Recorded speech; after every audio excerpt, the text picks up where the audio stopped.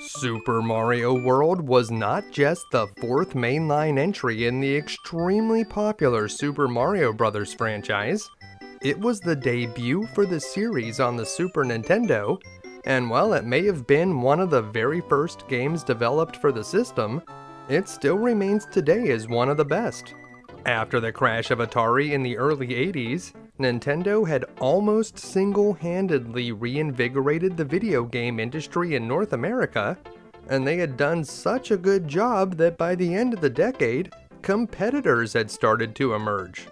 The Sega Genesis hit the market in 1988 and offered a true 16-bit experience closer to what players could find in the arcades, as well as a marketing campaign that attacked the weaker hardware in the 8-bit NES.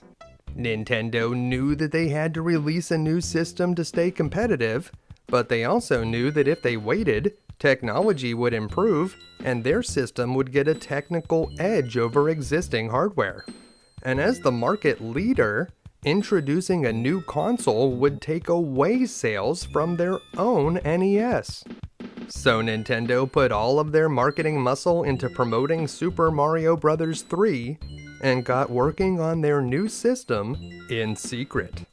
With a retail price of about $200, which would be over $400 in today's dollars when adjusted for inflation, the Super Nintendo was not going to come cheap, and the executives at Nintendo knew consumers weren't going to buy it without an impressive game to showcase the power of the system.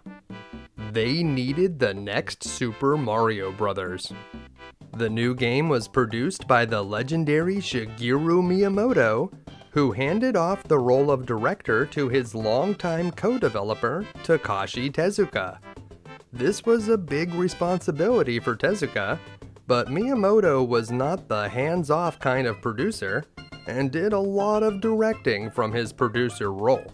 Miyamoto wanted Mario to have a rideable dinosaur companion in Super Mario Bros. 3, but this would have required a ton of additional animations, and with everything the team had crammed into Mario 3, it would have been difficult to fit it all on the cartridge. Of course, there weren't the same restrictions with the power of the 16-bit Super Nintendo, so for Super Mario World, Yoshi was born. Yoshi is typically green, but also comes in special red, blue, and yellow varieties to match the color scheme of the Super Famicom. The exotic Yoshis have special abilities that are activated when you eat a Koopa shell, and the blue Yoshi, which gains the ability to fly, is particularly powerful. Yoshi won't be able to accompany Mario into every level, and there are fewer power-up transformations this time. Along with the Super Mushroom, Fire Flower, and Starman items that have been standard since the first game, Super Mario World does add one new item, the Cape Feather. While a bit awkward at first, mastering the cape will allow Mario to freely fly through the levels while whipping or dive bombing any enemies in his way. Mario also gets a few new basic moves, like the ability to punt objects up into the air, and a powerful spin jump that he can use to smash enemies into dust. Hideki Kono was in charge of the interactive map, and this is perhaps the most brilliant part of the game. The map introduced in Super Mario Bros. 3 allowed players to plot their own course, but once a level was completed, you couldn't go back into it without using a continue, and aside from some limited things you could do with warp whistles, there was no way to go back to a completed area. In Super Mario World, not only can you revisit completed levels, it's encouraged. Many of the levels feature secret exits, and finding them opens up new areas on the map. As you walk around Super Mario World, you'll notice landmarks and levels that are just out of reach. The promise of unlocking these hidden areas is extremely enticing, and will make you want to play each level over and over again to uncover every single secret. Koji Kondo returned to compose the music, and created a spectacular soundtrack that was an excellent demonstration of the Super Nintendo's superior ability to synthesize music. With tracks both new and familiar, Mondo even added an additional drum track that plays along when riding Yoshi, an innovative musical effect that responds dynamically to the gameplay. Of course, Super Mario World was a big hit when it launched with the Super Famicom in Japan in November of 1990, and again when it debuted in North America in August of 1991. Two other games launched with the Super Nintendo in North America. Pilot Wings and F-Zero were innovative games that took full advantage of the system's Mode 7 technology, but the game people were really excited about was the next iteration of Mario. Even years later, Nintendo was still bundling the game with new Super Nintendo consoles, and it would be the best-selling game on the system with over 20 million copies sold. In modern times, the Super Mario Bros. Brand is still alive and thriving, and they're still using that same red, blue, yellow, and green color scheme that was developed for Super Mario World over 30 years ago. Call it a masterpiece, a classic, or all of the above. Modern critics and players agree that Super Mario World is one of Mario's greatest adventures. When IGN released their list of the top 100 Super Nintendo games of all time, they ranked Super Mario World at number 5. If you'd like to play Super Mario World on a modern platform, it is one of the games included on the Super NES Mini or with the Switch's online service. Modern players that attempt this game will still have to deal with all of the challenges the Super NES is notorious for. Many of the exits are expertly hidden and can have you running in circles around the map. There are castles packed with traps and haunted houses with swarms of ghosts. Extra lives are abundant, but if you get hung up on one level, it won't be long before it's game over. But what if I told you the best way to complete every level and find all 96 exits? What if I told you about tons of secret tricks and glitches, including a way to get a silver Yoshi, an item that clears levels instantly, and so many ways to get unlimited 1-ups that I lost count? And what if I told you the best way to defeat every boss, even Bowser the Koopa King himself? Well, on today's episode of You Can Beat Video Games, we'll learn all of that and more. If you're new to the channel, we're doing deep dives on retro video games and giving you the professional strategies that can be used by the casual gamer. Please make sure to subscribe and check out youcanbeatvideogames.com for episode lists, news, and official You Can Beat Video Games merchandise.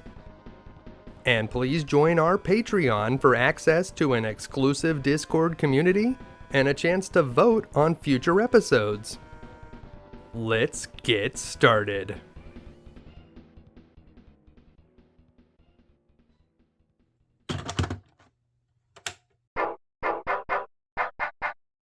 Alright, Super Mario World. Before we dive deep into the levels, I just want to give a quick 5-minute overview on what I consider to be the easiest way to beat the game. The first thing you'll want to do is head up the left side of the map and hit the yellow switch. This is totally optional, but it'll make your life a whole lot easier. This is going to make a bunch of yellow exclamation blocks appear in the levels, and that'll make finishing World 1 a lot easier. Finishing World 1 is the next thing that you need to do, and when you get to Donut Plains 1, make sure to grab a cape, and instead of crossing the goal line, run to the left and do a big jump up here, where you'll find a key that will unlock Donut Secret 1.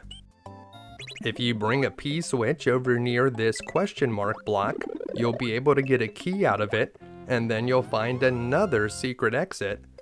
But instead of going directly to the Donut Secret house, I do recommend that you finish Donut Secret the normal way, which will take you to the other Donut Ghost House. Just like doing the yellow switch, this part is also optional, and you'll need to have a cape, so you can get one back in Donut Plains 1 by simply killing this first enemy. And once you have the cape, pause the game and press select to exit the level.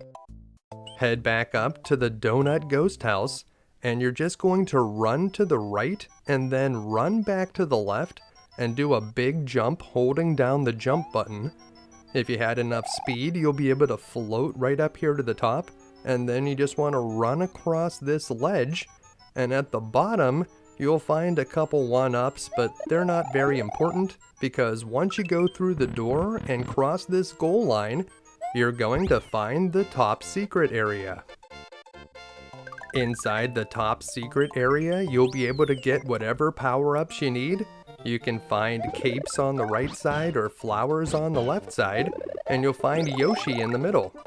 If you need 1-ups, you can come back here as many times as you need to collect a 1-up in the center. Now that you have a limitless supply of 1-ups and powers, head back to the Donut Secret house, and in here you want to carry this P-switch over near this door, but you'll find a vine above it. Climb the vine and you'll find a hidden door, which will lead to a boss, the Big Boo. The Big Boo himself is not actually that threatening, but the two smaller boos in the room are very dangerous, so you want to make sure to control them by looking at them, and whenever the Big Boo stops moving, get underneath him and punt one of the blocks up into his face. 3 hits will clear the Big Boo, and then you'll open up the path to Star World. Star Road is this game's warp zone, but it can only take you to a few places. You need to find the key exits in these Star World levels or you won't be able to move on. In the first one, you want to head all the way over to the right, do a spin jump and just start breaking the blocks.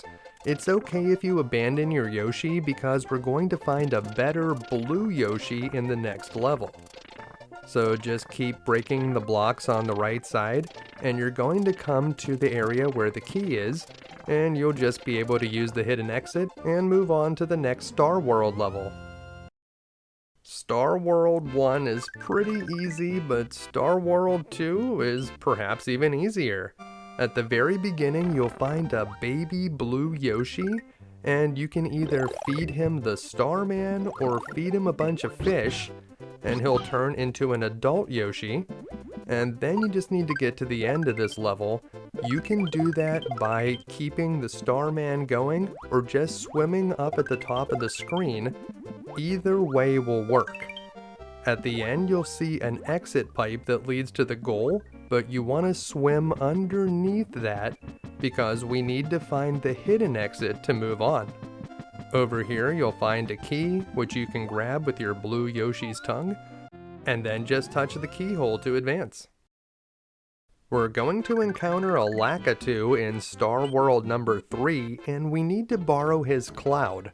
The first thing you want to do is hit that silver P-switch, which is going to change all of the spinies into coins, and that's going to keep you safe.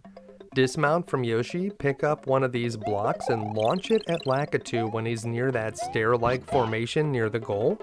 Then get back on your Yoshi, climb up the stairs and jump onto the cloud, and you'll be able to float with it over to the upper left side, where you'll find a hidden key, and then over on the right you'll find the keyhole, which will lead us to Star World number 4. The blue Yoshi can fly if it has a Koopa shell in its mouth, so that will make this stage pretty easy. Just fly down here and launch a shell at this block. Make sure it's not a red shell, those turn into fireballs. And you'll find a key which will open up the path that leads to this Star Road, and this is the one that will take you to Bowser's Castle. Inside the front door, I recommend taking door number 2. Door number 2 is very easy, and since we haven't hit very many of the switches, I recommend door number 5. Inside of door number 5, wait for the spikes to come down, get as close as you can, and as soon as you see the bottom of the spike, start running to the right and don't look back. If you mistime it, you'll get clipped at the end, but you should still make it to the door. Turn on the lights and head to the right, and it only takes 6 hits from these Mecha Koopas to finish off Bowser and rescue the princess. And just like that, Mario's quest is over, and he even gets a kiss from the princess for his efforts. Of course, if you play the game that way, you miss all of the best parts. The real way to play Super Mario World is to try to find all 96 exits. So that's what we're going to do as we start a new game and make our way to Dinosaur Land. It seems that Princess Toadstool is missing again, and we're already jumping to conclusions and blaming Bowser for taking her, but spoiler alert, he is the one that kidnapped her. We start out on a small optional level called Yoshi's house, and inside we see that Yoshi's not home, but he did leave us a message. Whenever we do find Yoshi, if we come back here, we'll get a different message, but for now, I recommend that we go to the left and visit Yoshi's Island number 1. Yoshi's Island 1 is an optional level, but it leads to the Yellow Switch Palace, and the sooner we get there, the better. These enemies that look like Figment from Epcot Center are called Rexes, and you want to press the A button to stomp them with a spin jump, otherwise you'll have to hit them with 2 of your normal jumps, and after you hit them with 1 normal jump, they'll start moving quite fast. There's a hidden mushroom behind a bush that you can find by just running past, and then if you use your spin jumps above this pipe, you'll be able to drill down and find this hidden room. Inside we'll find the 3rd dinosaur coin, and if you find 5 dinosaur coins in a single level, you'll get a 1-up, and if you would find any more dinosaur coins than that, each one of them would be worth an additional 1-up. Most levels only have 5 dinosaur coins, and once you find them all, you won't be able to find the dinosaur coins again if you revisit the level. If you stomp on these Rexes, you may be able to get a 1-up, and if you're good, you may be able to get more than 1. You can also slide down hills in this game like in Super Mario Bros. 3, but you won't be doing it too often. Over here you'll find a conspicuously placed shell. You want to punt that up into the air so that you can get this 1-up, and if you bounce off of that big bullet bill, you can go all the way up in the air and catch it on the cloud platforms above, or you can wait until it drops down and grab it in midair. This is the end of the stage, and make a mental note of where this is, because we're going to be doing a trick here in a few minutes. But this enemy at the end is called a Charging Chuck, and he's pretty dangerous because you have to jump on him multiple times to kill him. You can also use him as a jumping board to try to hit that goal line at a higher point, and the higher you hit that goal line, the more stars it's worth. There are no cape feathers in World 1, but once you get to World 2, you can come back here and fly up to the top for a 3-up moon. Here's a more difficult trick. As Fire Mario, ride Yoshi to the end of the level, but don't eat the piranha plant and don't go so far to the right that the Charging Chuck spawns in. We're going to try to dismount from Yoshi and spit a fireball at the same time, so when the Rex is right here, press X and A at the same time while holding down and right on the control pad, and if you time it right, Yoshi's tongue will touch the coin, but Mario will collect the coin first before he can swallow it, and you'll get a glitched item in your item box, and when you press select to use it, you'll find that that glitched item is this green orb that normally you would only be able to find in the Sunken ship level. Assuming you can get up to the top of the screen to touch it, you can use this item to instantly clear any level. One thing that you should not do with it, however, is try to use it in the bonus room. You'll need Yoshi to get a boost up to where the orb is, but it will take you to an empty bonus game that never ends. And this will soft lock the game. You'll have to reset. Getting the Green Orb is not easy. It takes very precise timing, and if you mess it up, it will crash the game. So it probably won't make the game easier for you, but it is a fun trick to try. If you hold down the X or Y button, you'll be able to pick up this P switch, and I recommend taking it to the top of this pipe and then running across to the left. That will give you the most time to be able to collect the coins on the top row, and should give you a good opportunity to collect a lot on the bottom as well.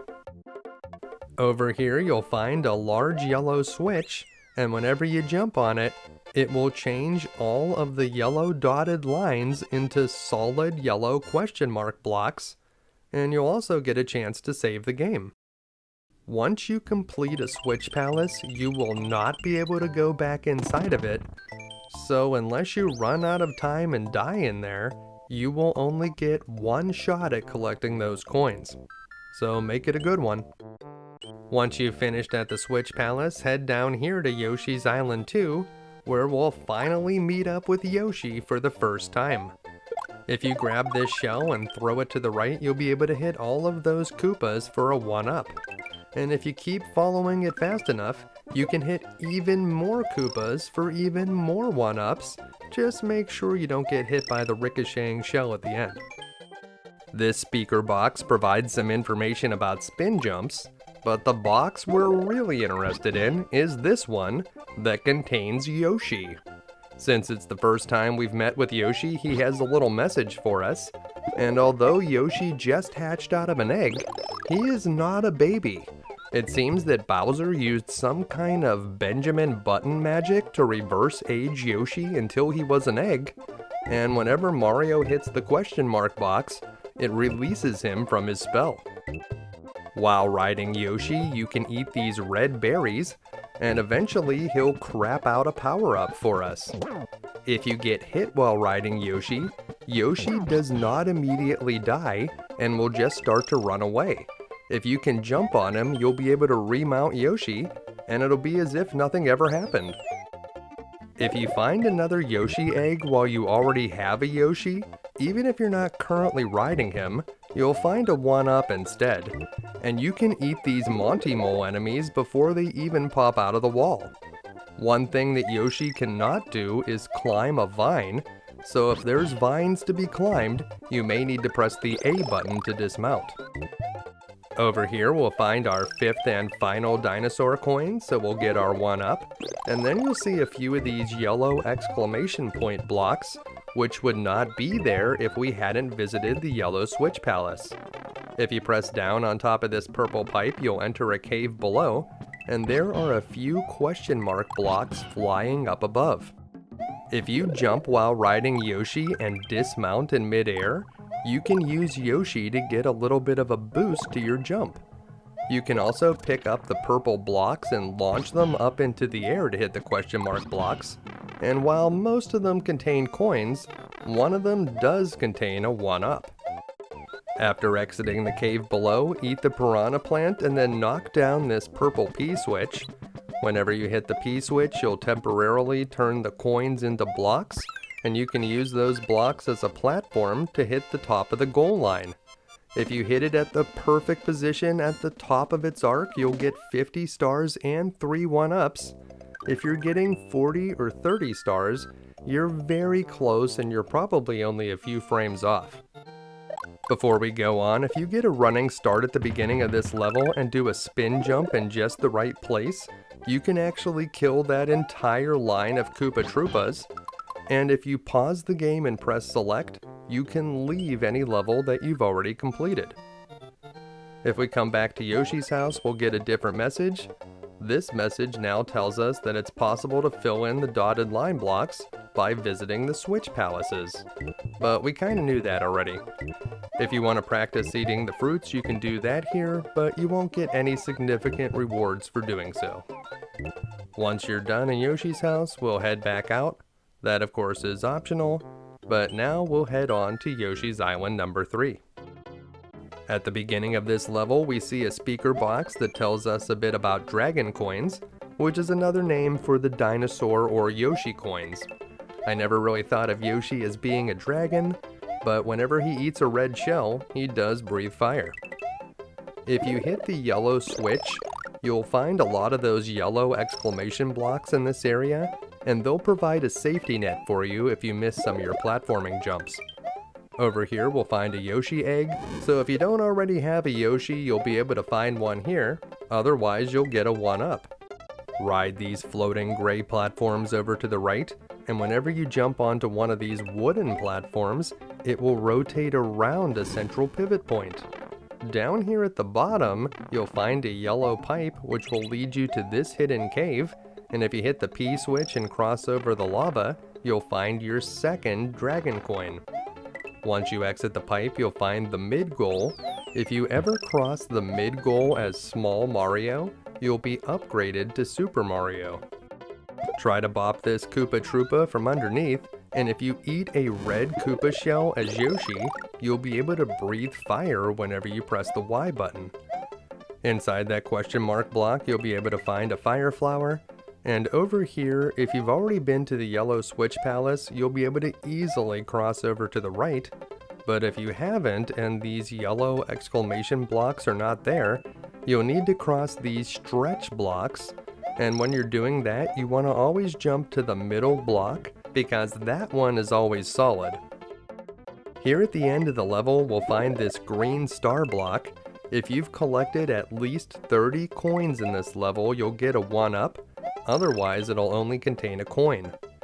And here at the end, if you want to cross this goal line at the very top, I usually just jump and then dismount from Yoshi to get some extra height. It doesn't matter if you lose Yoshi here, you can easily get another one back in Yoshi's Island level 2. It's actually possible to get a cape in this level by using a difficult glitch. You need to drop a green shell near this question mark block and try to have Yoshi pick up the shell at the exact same time as you collect the mushroom. Here's what it looks like in slow motion. If you do it perfectly, you'll see that Yoshi will extend his tongue a second time, and although he only hits air, it still seems like he has something in his mouth. Once you have that mouthful of air, you need to bring it to almost the end of the level, and you're going to release it on this wooden platform. If you do it in just the right spot, you'll dismount Yoshi, and suddenly Mario will have a cape. Most of the time, you'll probably crash the game, but if you do it perfectly, it is possible to get a cape in World 1. It's obviously a lot easier to just get a cape in World 2 and then come back to World 1, and you'll need a cape to do this next trick. So you want to be Cape Mario, and you need to come down to this bonus pipe. Grab the P switch, get a running start, and do a big jump to get across the lava. Carry the P switch back to the left and go down into the pipe again. Now there will be 2 P switches. You want to try to drop one on top of the other one so you can pick them both up at the same time, and you may think that they need to be exactly on top of each other, but they actually need to be slightly offset. I'll zoom in so you can see better what it looks like. So that's what 2 P switches picked up at the same time looks like. And once you have them both in hand, get a running start again and do a big jump holding down the jump button so that you can get across the lava. Once you're on the other side, I like to head over here to the right so I can get a little bit of runway to get a big jump back to the left. And you want to make your way over to where you can find Yoshi. You want to launch both of those P switches up into the block with Yoshi, so hold up and release Y, and if you did it correctly, you'll get 2 Yoshis that pop out of the same block. Mount the Yoshi, drop down to the right, and immediately dismount and hold to the left before you die, and you'll reappear back up on the top, but you'll be riding an invisible Yoshi. Not only is this Yoshi invisible, he's also invincible. so you will not be able to be damaged by enemies, although you can die by falling off the bottom of the screen. Unfortunately, whenever you get to the end, he will turn back into normal Yoshi, so you won't be able to keep invisible Yoshi for the rest of the game. You'll only be able to use him here in Yoshi's Island 3. So while maybe it's not the most practical trick, it's not that difficult to do. We also got enough stars to get the bonus room, and in the bonus rooms, if you just get a good rhythm going, you can usually make the same shape appear on every box. There's another way to do the bonus room, which I'll show you a bit later, but if you're just trying to get a few one-ups out of the deal, just get yourself in one position and try to keep jumping so that you hit a box every time. And that's going to bring us to Yoshi's Island 4. If you don't have a Yoshi, you should go back to Yoshi's Island 2, quickly grab the Yoshi from the box at the beginning, and then press start and select to exit. You will definitely want a Yoshi for this level. It will make it a whole lot easier. At the very beginning, you want to jump up into the air and then dismount from Yoshi so that you can get up to a higher platform that you can't see, and then just run to the right, which will make a 1-up spawn. You'll have to wait at the bottom for a moment until the 1-up comes down there, but then you can get back on your Yoshi and continue to the right. As you head to the right, some big spikes will float across the water, but Yoshi can actually eat those. And if you go down into this purple pipe, you'll find an area with a bunch of these cactus enemies called Pokies, which first appeared in Super Mario Bros. 2. If you have a Yoshi, you'll be able to eat each one of these guys piece by piece, but if you don't, you'll have to get creative to be able to jump over them. Make your way over to the right, you'll find a question mark box here that has a bunch of coins in it. So keep hitting that until you don't want coins anymore or it stops dispensing them. Eat the last Pokey, and then make your way to the pipe on the right. As we emerge from that optional detour, we can head over to the left to collect another dinosaur coin, and then you want to hit the P switch before you collect this Starman, so that you can use that line of coins as a platform to quickly get across the water. The more enemies you hit while you're invincible, the more points you'll be able to get, and eventually you'll start getting 1-ups. Pretty nice. Once you go through this pipe, we'll reach the goal line, and this speaker box will tell us a little bit about the 100 bonus star system, and you can also use it as a platform to reach a higher position on the goal line. We got the 30 this time, so we did hit it when it was close to the top. Remember, if you're getting 30, 40, or 50, you're doing a pretty good job. Here's a fun trick. If you have Yoshi eat a power-up that will transform Mario into a different form just as time expires, it'll look like you died, but instead you'll get powered up, and although the music will be turned off, you'll be able to continue playing with no time limit. And that brings us to our first castle. Yoshi takes one look at this place and he's like, "Nah dog, I ain't going in there." So we're gonna have to do this one solo. Once you get inside, we'll see a speaker box that tells us a little bit about fences. If you jump in the air and there's a fence behind Mario, just press up and you'll immediately grab on. While you're on the fence, you can still stomp the Koopa Troopas by coming down on their heads, or you can press Y or X to punch them from the other side. I think this P switch is only here just so that we can get this fire flower, which would be pretty hard to collect otherwise. The other question mark blocks there only contain coins. While you're on the fence, you can keep bopping the Koopa Troopas for additional points, and eventually you'll get a 1-up, but punching them through the fence doesn't count. So if you want to try to get a 1-up, don't touch the ground, and just keep killing the enemies by bopping them from above. But remember, punching won't work. However, if you punch that square in the middle, you can go to the other side of the fence, but you'll see when you jump across and press up, you will automatically go back to the front side. Keep that in mind. These green guys will stay in one area and just keep moving up and down, although if they get to the top of the fence, they'll climb over to the other side.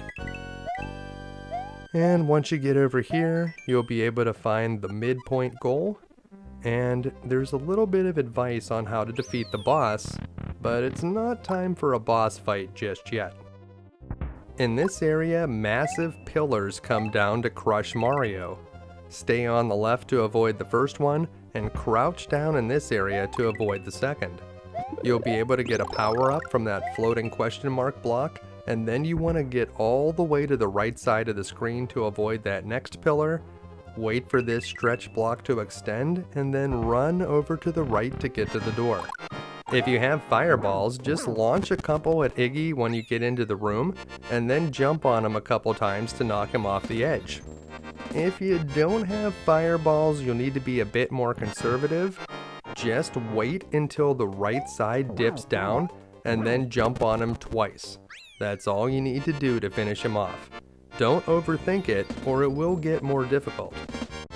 You definitely do not want to be bouncing him back and forth across the platform. And with that, we'll detonate the first castle, defeating the demented Iggy Koopa, and rescuing one of Yoshi's friends who is still trapped in an egg. And from there, we'll travel to Donut Land. Donut Land. I'm not gonna lie, since I've been working on this video, I have been craving donuts. Before we move on, if you'd like to replay any of the castle levels, you need to press L and R at the same time when you're standing on the castle on the map. I'm not sure why it's different from any other level, but if you were playing the original Japanese version, you would not be able to replay the castles at all. And that brings us to the first level of Donut Plains. If you're riding Yoshi and you jump on top of that Super Koopa, you'll crush him into dust and he will not drop the cape feather. So if you want to be able to get a cape from one of the Super Koopas that has the flashing cape on his back, you will need to dismount from Yoshi. Once you get the cape for the first time, you should practice using it a little bit. By pressing the Y or X button, you can do a spin attack, and you can use that spin attack when you're in this bonus room to hit the left side of each of these boxes, which will make them always produce a circle, and you'll be able to get a 1-up every time. If you don't do it this way, you'll have a chance to get a missed block and you won't always get the 1-up. So whenever you see that room, if you have a cape, you can make sure that you always get a bunch of extra lives. Once you emerge from that bonus room, you may want to head to the left across the mid goal, and we don't actually want that mushroom right now. That would be a downgrade for us. In here, we'll be able to practice flying with the cape.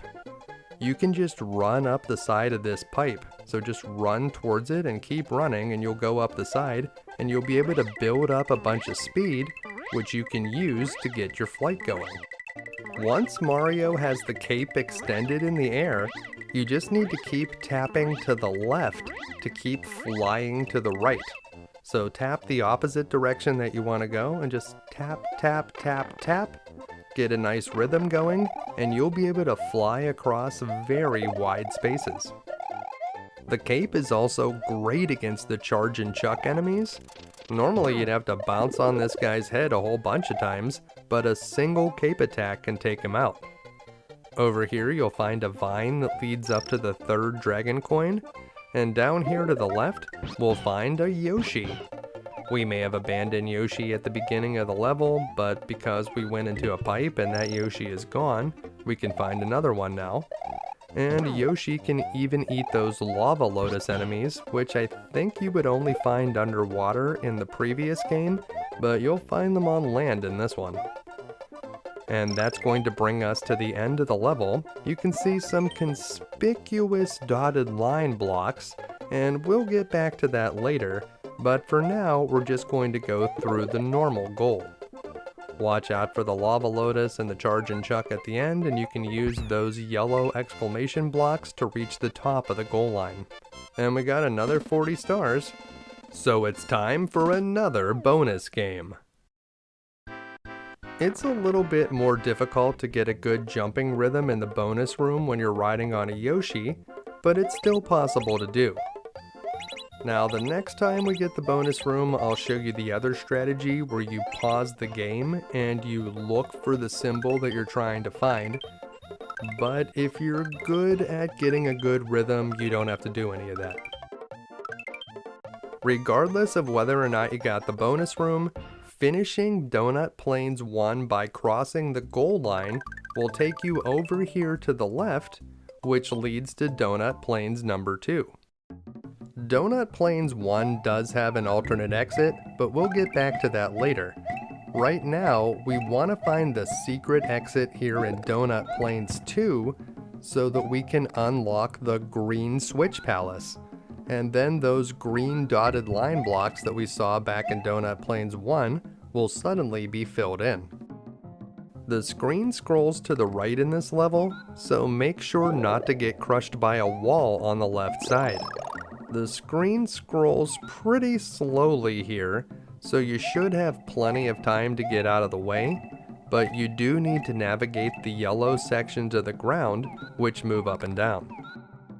Yoshi can eat the buzzy beetles that you encounter in this area, but unlike the Koopa Troopas, he won't be able to spit the shells back out, he just immediately swallows them. When you see this green dotted line box, make sure to go into the next green pipe. This will take you to the area where we'll find the key and the secret exit. If you have Yoshi, you'll be able to just eat the blue shell on the right and that'll take you up to the top. Otherwise, you can hit that vine. Up here, release the shell, pick up the key and touch the keyhole, and this will open the path to the Green Switch Palace. The inside of the Green Switch Palace is not nearly as exciting as the coin heaven that we found in the yellow one, but what you want to do is hit this switch whenever the Koopa Troopa below is in a good position so that you can drop down, shoot the shell to the left, and it'll bounce off the wall and hit all the enemies as you run to the right. You should be able to get 2 extra lives if you do it properly. Once you've collected your extra lives, head through the pipe, and on the other side you'll find the large green exclamation point, and whenever you jump on it, you'll activate the power of the green switch. The green switch is arguably the best one, because whenever you hit a green exclamation block, you'll find a feather inside. Once you're done, we're going to head back into Donut Plains 2. Both Donut Plains 1 and 2 appear as a red dot on the map, and that means that there are 2 different exits. If a level appears as a yellow dot on the map, that means there's only 1 exit, and you'll be able to see that all of the levels in World 1 only have a single exit, so they're all yellow dots. Officially, there are 96 different exits in this game, but there are only 74 levels, so 22 of them have an additional exit. For an exit to count towards the 96, it needs to take you to a different place on the map, so if you clear a level and it doesn't take you somewhere different, then that exit probably didn't count. Most of the hidden exits take the form of the key with the keyhole, but not all of them. Some of them are just normal goal lines. And while none of the castles, fortresses, or switch palaces have additional exits, many of the ghost houses do. We've already found the secret exit here in Donut Plains 2, so we just need to find the normal one. In this narrow corridor, it looks like the ceiling is going to cave in on you, but it'll actually start going back up before it gets too dangerous. Once you get into this area where the cavern gets a bit wider, you can grab the dragon coin, but wait here for a while because that yellow part of the floor will go all the way up to the ceiling and will crush you if you jump on it too early. You'll be safe over here in this lower section on the right side, and you can wait here for a good moment to jump and grab the 5th and final dragon coin. Once you have it, you can try to eat these spinies through the pipes so that they won't mess with you, and then head through the green pipe to the goal. Once again, if you want to reach the highest point on this goal line, you may need to jump off of your Yoshi, and we were able to get 40 bonus stars before heading on to the Donut Ghost House. This is the game's first ghost house, and although we don't have a Yoshi with us right now, he would not want to come in here anyways. You do want to make sure that you come in here with a cape. You'll need it to be able to get to the secret exit. And the speaker says, "Can you find the exit?" Yeah, it's right over here. So head to the right, then run back to the left and do a big jump to the top using your cape. And then just run across this platform over to the right side. When you get to the bottom, you'll be able to find a 1-up in each one of these boxes, but watch out for the swarms of ghosts that attack. Once you go through the door, you'll find the hidden exit, and this will lead us to the top secret area.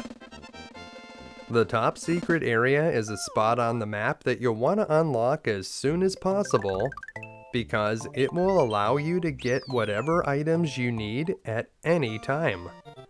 On the left side, you'll find fire flowers. On the right side, you'll find feathers. And in the middle, you'll find Yoshi.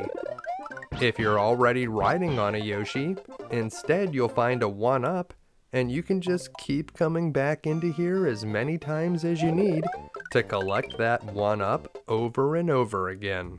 Once you have access to this area, you can always come back here, so you'll have no excuse for running out of lives or not having the power-ups that you need.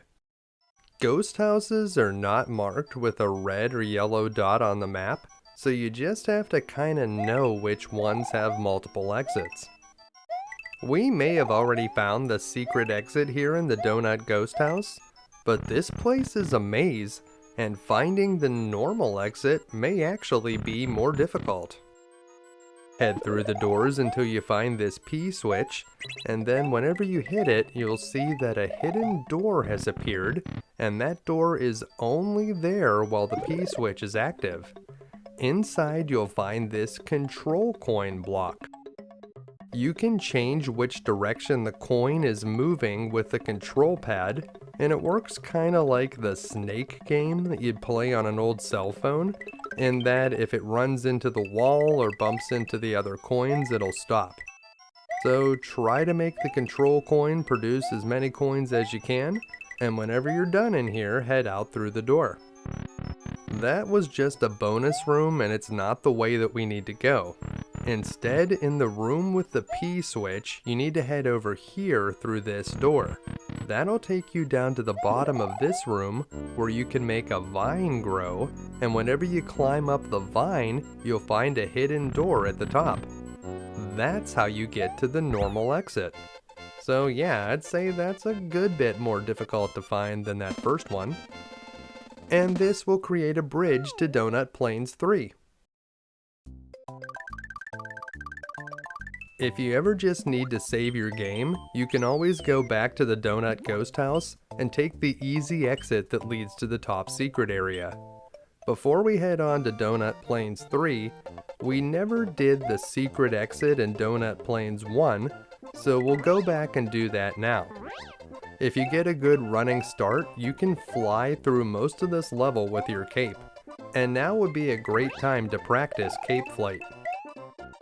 Even if you're not that comfortable with the cape, you just want to make your way close to the end of this level, and because we've hit the green switch, even if we don't have a cape at all, it'll still be very easy to get to the secret exit. As we touch down here and head to the right, we're going to see a big line of green exclamation blocks where some dotted lines used to be. If we run up to the top of them, we'll find a key in a keyhole, and that will take us to Donut Secret number 1. Donut Secret 1 is the game's first underwater level, and whenever you get close to those sleeping Rip Van Fish enemies, they'll wake up and start swimming towards you. You can attack any of the fish enemies in here with the cape, and over here you'll also find a fire flower, which will give you better range when you're underwater. Mario can't fly while he's underwater, so you won't get as much use out of the cape down here. If you head up in this pipe, we'll find a new item, the balloon. If you grab the balloon, Mario will inflate and he'll be able to float for a short time. After collecting the balloon, quickly make your way up the left side, where you'll be able to find a second balloon to extend your time. Then continue working your way to the top, where you'll be able to find 2 dragon coins and a 1-up. Once you start running out of air, head over to the right, and as you drop down the right side, you'll find a platform that has a fire flower on it. Pick that up on your way out, and then head down into the pipe. You may want to bring a shell with you so that you can do a 1-up trick, and there's a couple places where you can do it. The best place, in my opinion, is right down here. You need to kind of carefully jump on the shell, just keep pressing the A button to float up into the air, and lightly tap the shell. As long as you don't touch the ground and the shell doesn't hit you, eventually you'll be able to keep hitting it for 1-ups. It's a little bit tricky to do this and you can get hit by the shell, but once you have it figured out, you can easily rack up a ton of lives right here. Once you have enough lives, start making your way to the right, roast the enemies in front of you with your fire flower, and if you need another one, you can find it in a question mark block nearby. Over here we'll find our 5th dragon coin, but that's not the last one in this level. We'll be able to find 2 more if we look hard enough, and each one will be worth an additional life. So here's the 6th dragon coin up here, and we're starting to run out of time, but we're almost to the end anyways. We'll drop off our P switch, but we're not going to hit it just yet. If you head up here above this box, you can find a 7th dragon coin for another extra life. Then we'll hit our P switch. You'll be able to go through this line of blocks that is turned into coins, hit that question mark block which will turn into a key, and then we can go through the keyhole to open the secret exit. We need to go through that secret exit to open up new areas of the map, but we should also finish Donut Secret the normal way so that we can get credit for both exits. If you're small Mario, you can do a different 1-up trick, and you'll need to do it right over here where there was once a dragon coin. It's been replaced by this block, so you need to get that block out of the way, and then if you're small Mario and you drop a shell right here, you can just bounce on top of it and hold up, and you'll just start getting 1-ups. This is a little bit easier than getting the 1-ups in the other spot in this level, but you have to be small Mario to do it.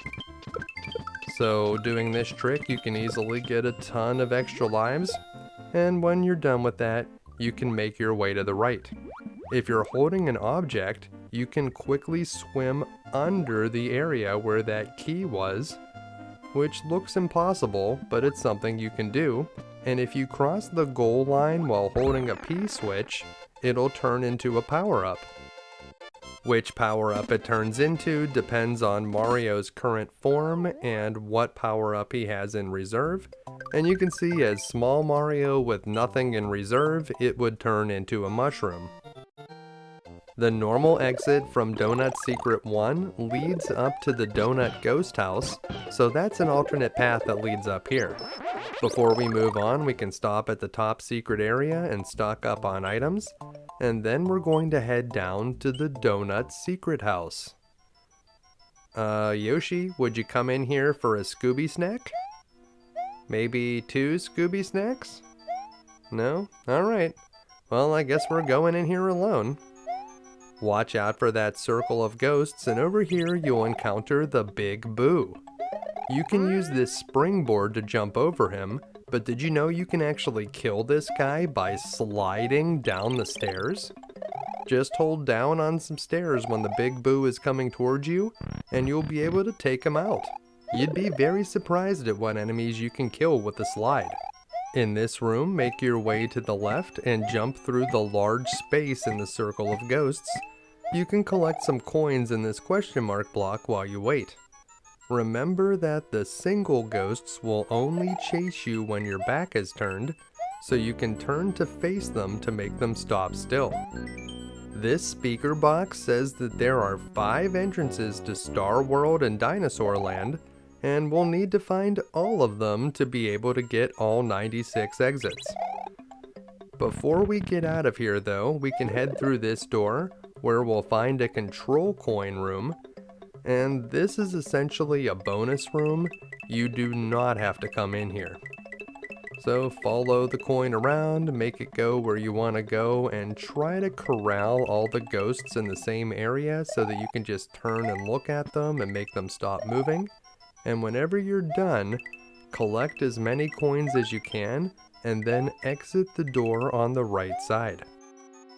That will bring us back to this room where the P-switch was, and there are 2 exits to this ghost house. The first one is right here. You need to hit the P-switch and go through the door that appears, and you'll find the goal line right outside. This is technically the normal exit to the Donut Secret house, and this will lead us to a pipe that takes you to Donut Secret number 2. But let's do the other exit to the Donut Secret house before we go in there. The secret exit in here is right near the normal one, and something you can do with the cape, if you're good at the dive bomb maneuver, you can actually use it to go through the ghost enemies.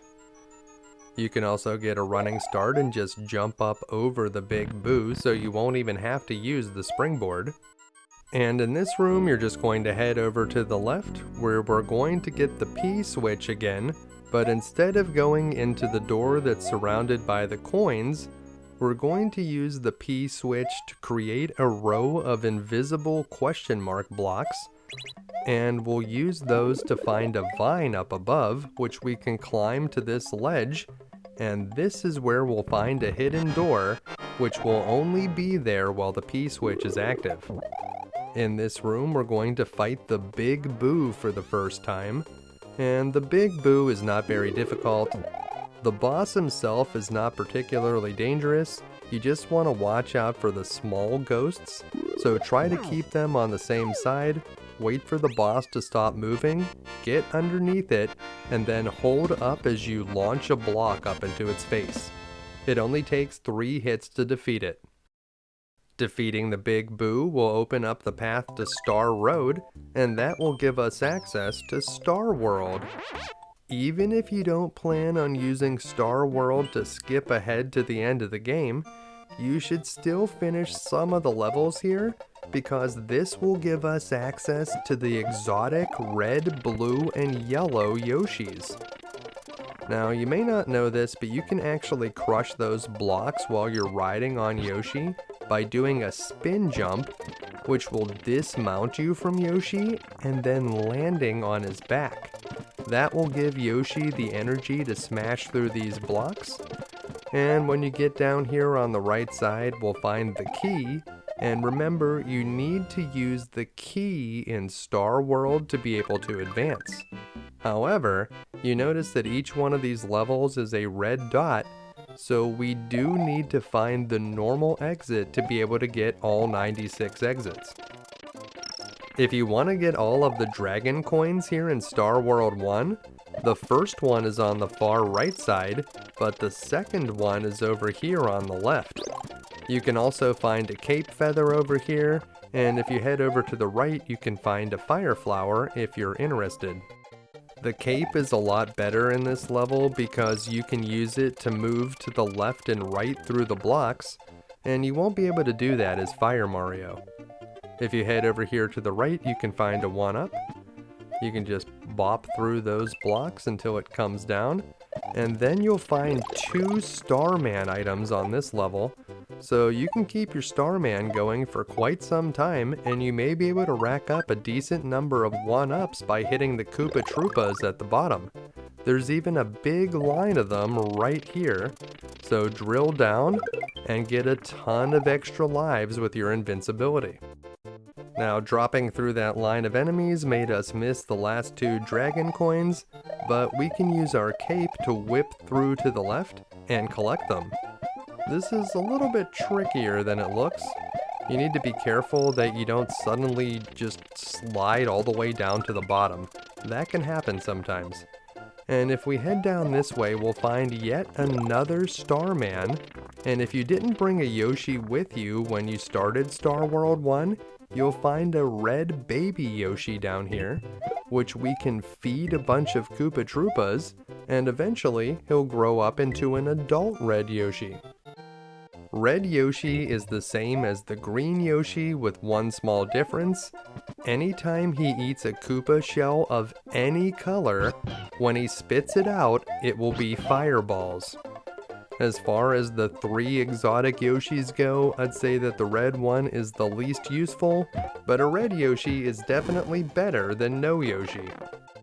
This green pipe in the lower right corner will take you to the normal exit, and you'll notice when we get back to the map that this just takes you backwards and it doesn't open up any new areas on the map. Yet it does count towards the 96 exits. If you're trying to get them all, you need to be careful. Star World is a place where you can easily miss one. Star World 2 is one of the top 5 easiest levels in the game. You'd be almost as likely to die in the top secret area or Yoshi's house. All you need to do to get through this one is to stay at the top of the screen. Just swim up off the screen and then keep paddling until you get to the end. Don't worry about any of the enemies, they won't get you up here. Do what Dory told us and just keep swimming. When you get to the end, you're going to see a pipe that leads to the goal. You can go through that pipe if you want to do the standard exit, but we'll do the secret exit first, which will involve us swimming underneath the pipe and heading to the right. So there's a conspicuous overhang here. Just keep swimming over here. Just keep swimming, just keep swimming. And when you get to the end, you'll find the key, pick it up and insert it into the keyhole, and we'll be able to proceed to Star World 3, but we should go back and do Star World 2 for a second time first. So obviously you noticed the Starman at the beginning of the level. If you grab that and then pick up the baby Yoshi, the baby Yoshi will make you swim faster, and it'll allow you to get to this question mark block while you still have Starman active. If you can hit that question mark block before your invincibility completely wears off, another Starman will spawn, otherwise it'll just be a coin. Grab that second Starman, and with your extended invincibility, you should be able to take out a lot of enemies and remain invincible till the end of the level. If you do it just right, you may even be able to get a few 1-ups out of the deal. Once you get to the goal line, if you want to hit the top of it, just dismount from your Yoshi. The best thing about having Star World 2 finished is now we have access to a blue Yoshi whenever we want it. So if you want a blue Yoshi, just pop into Star World 2, wait for the baby Yoshi to eat the Starman, and he'll instantly grow into an adult. Then you can just mount Yoshi, start select, and bam, we have a blue Yoshi ready to go. Let's take a look at where some of these other star roads go to. This one takes us to the Twin Bridges area, and this one over here will take us to Vanilla Dome. However, you can see that we can't go anywhere. So unless you want to go to the final level, Star Road is not exactly a warp zone. It's more of a convenient shortcut that connects the map together. Now that we've unlocked enough of Star World that we can get any of the 3 exotic Yoshi types, let's head back to the Donut Plains and check out Donut Secret number 2. At the very beginning, you can find this control coin block, You just want to circle it around so that you can collect a bunch of coins. Of course, we already have 99 lives and we can't get any more than that, but that doesn't mean that we're not going to try. It's not super obvious just from looking at it, but the ground here is very slick like ice, so be careful when you're running around and jumping in this area. There's a springboard at the bottom and a vine that you can use to climb up to the top, but if you have a blue Yoshi, you can easily get up there without the vine.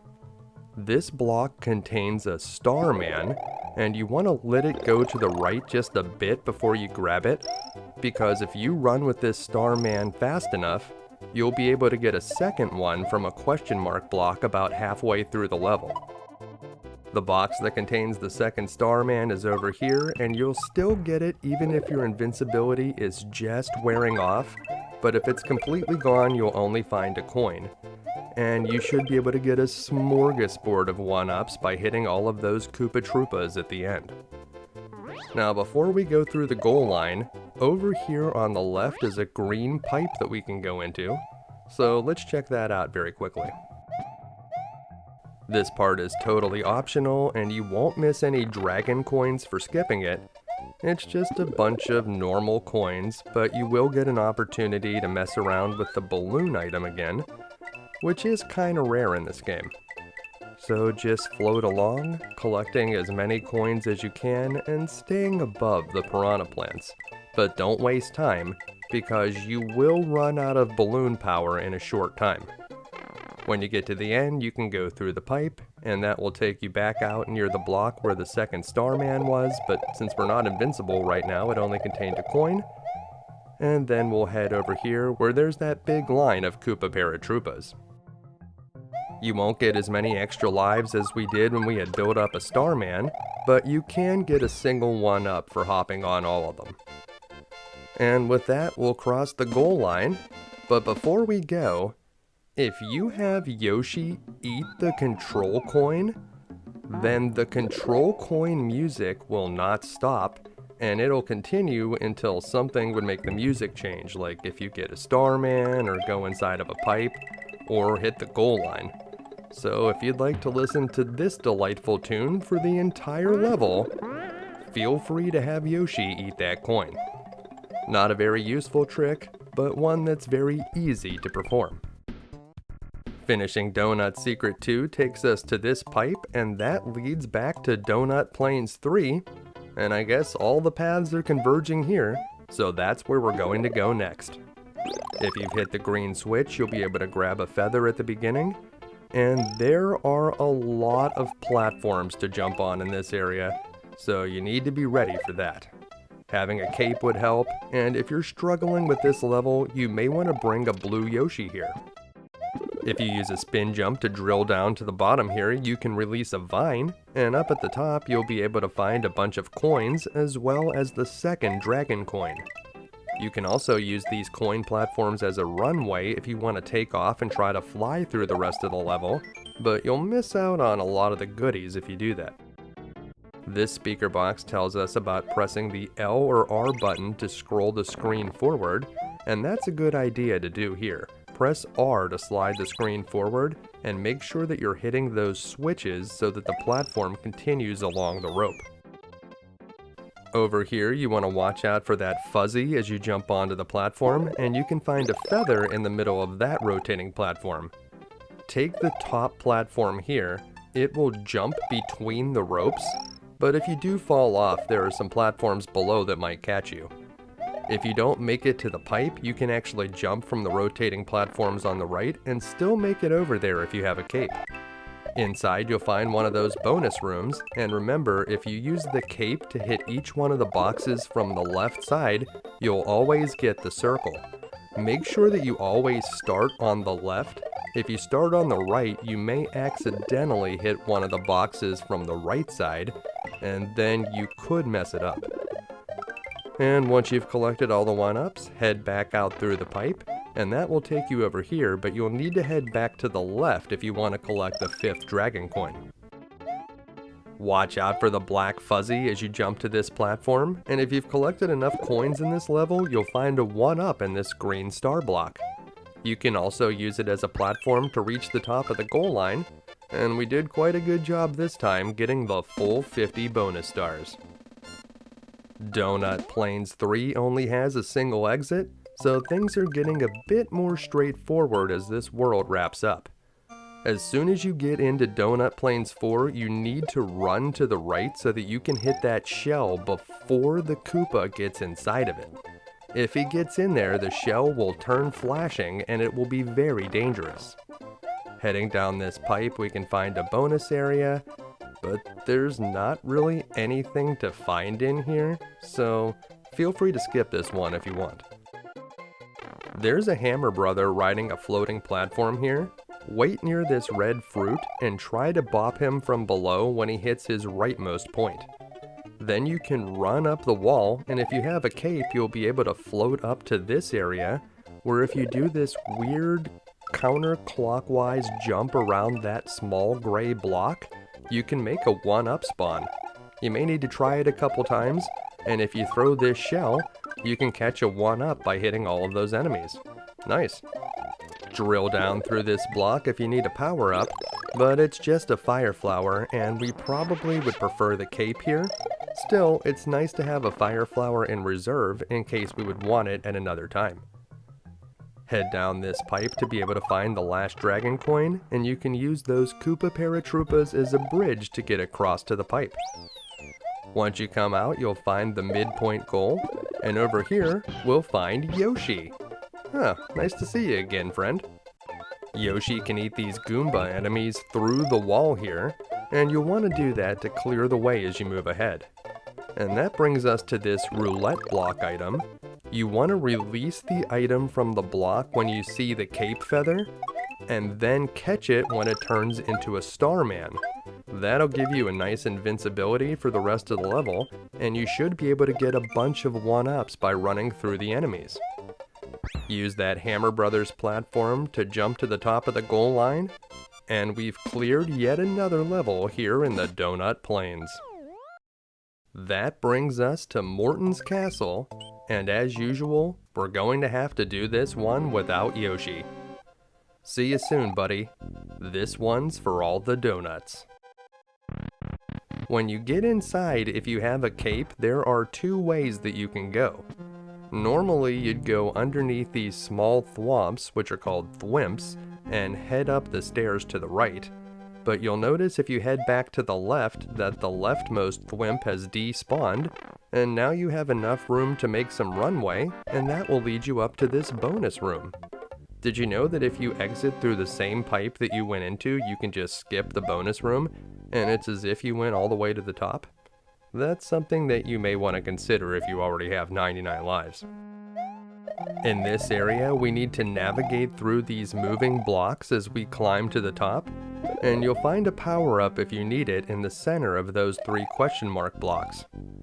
Over here, if you're good, you can just jump across, but if you're a little bit more cautious, you can just wait for a bridge to appear. So you can just patiently wait there, and a bridge will pop up, and when you get up to this level, if you have the cape, you can just whip through that dry bones enemy, and he won't keep regenerating like he does if you stomp on him. Up here, you just need to wait for a moment for the blocks to come up on the left side, and you can use those to go up through, where you'll find a vine, and you can actually do a 1-up trick right here. If you just keep waiting for that dry bones enemy to respawn and position Mario in the right spot, he'll just keep popping right back up into Mario's feet, and he'll be killed again and again.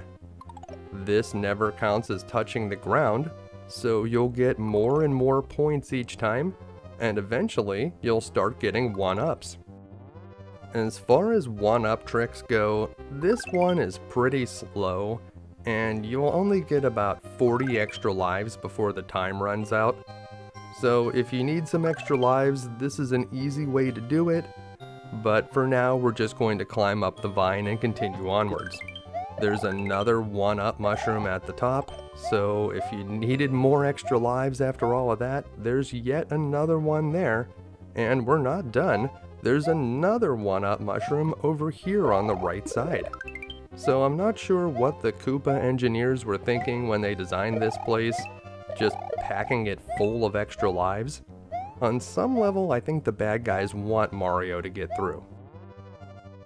As we near the top, we'll wait over here on the right side for an opening to appear in the ceiling, and then jump up through. We have the green switch, so it's easy to cross over to the left here, and then a large block will jut out of the left wall that will help us get up to the top. If you have a fire flower, activate it now, because the easiest way to defeat Morton is to hit him with 2 fireballs and then stomp on his head. 1, 2, stomp, and he is gone. So if you have a fire flower, you can defeat that boss very easily. If you don't have a fire flower, and maybe you came here without a cape, this is what the other path looks like. By using a cape and flying up to the bonus room, you can skip this entire section of the castle, but if you wanted to see what it looks like, that will take you out here to the climb area. So let's take a look at the boss without the fire flower. He's in this confined room, and you want to try to hit him when he's on the right side, at least twice. It's possible to get him 3 times before he ever gets onto the wall, but once he turns sideways you won't be able to hit him, so you want to bring him over to the right and hit him right after he lands. You want to jump before the boss lands on the ground because he will shake the ground and stun you for a moment if you're touching the ground when he lands. So keep that all in mind, and he's not actually that difficult to beat. This time we're going to karate slam the castle, and now Morton Koopa Jr. is just a memory. I like how the egg has a speech bubble that says thank you. What a very polite egg. You're quite welcome, my egg friend. With the castle crushed, the door opens to Vanilla Dome. This is the largest world in the game. Let's jump into Vanilla Dome number 1. Vanilla Dome 1 is an underground area, so you may expect the fire flower to be better than the cape here, but you're going to want your cape active because of this next section with these yellow rotating blocks. If you jump up into the area above to collect some of the goodies, and you have a cape, well, you can use your cape spins to push through the rotating blocks. If you don't have a cape though, anytime you go up into that area, you'll need to go out through the top and back to the left. So you'll want to stay in the bottom if you don't have a cape.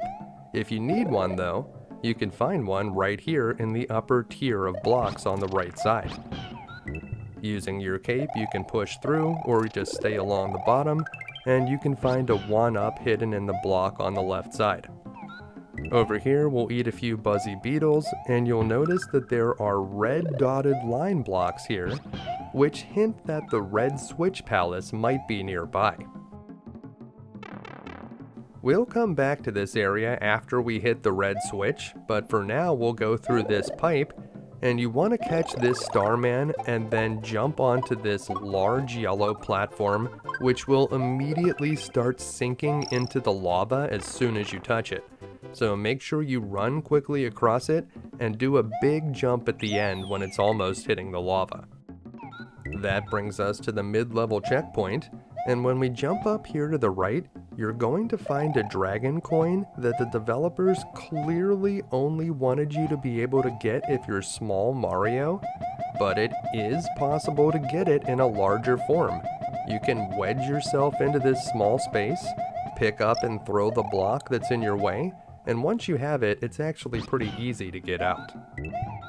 Collecting all of the dragon coins is not super important or anything, but if you are trying to get them all, that's one way to get that one. Make your way over here to the right. You'll want to try to eat some of these enemies that are in your way, and if you eat this red Koopa, you can use it to spit fire, but remember, fire does not work on these buzzy beetle enemies. Those guys have been fireproof since day 1, and just because the fire is coming out of Yoshi's mouth doesn't change anything. Head down here to collect the final dragon coin, And then up here, we can eat this Koopa shell to gain some wings. Whenever you have a blue shell in your mouth, it doesn't matter which color Yoshi you are, you'll be able to fly. And you can use that to cross the top of the goal line.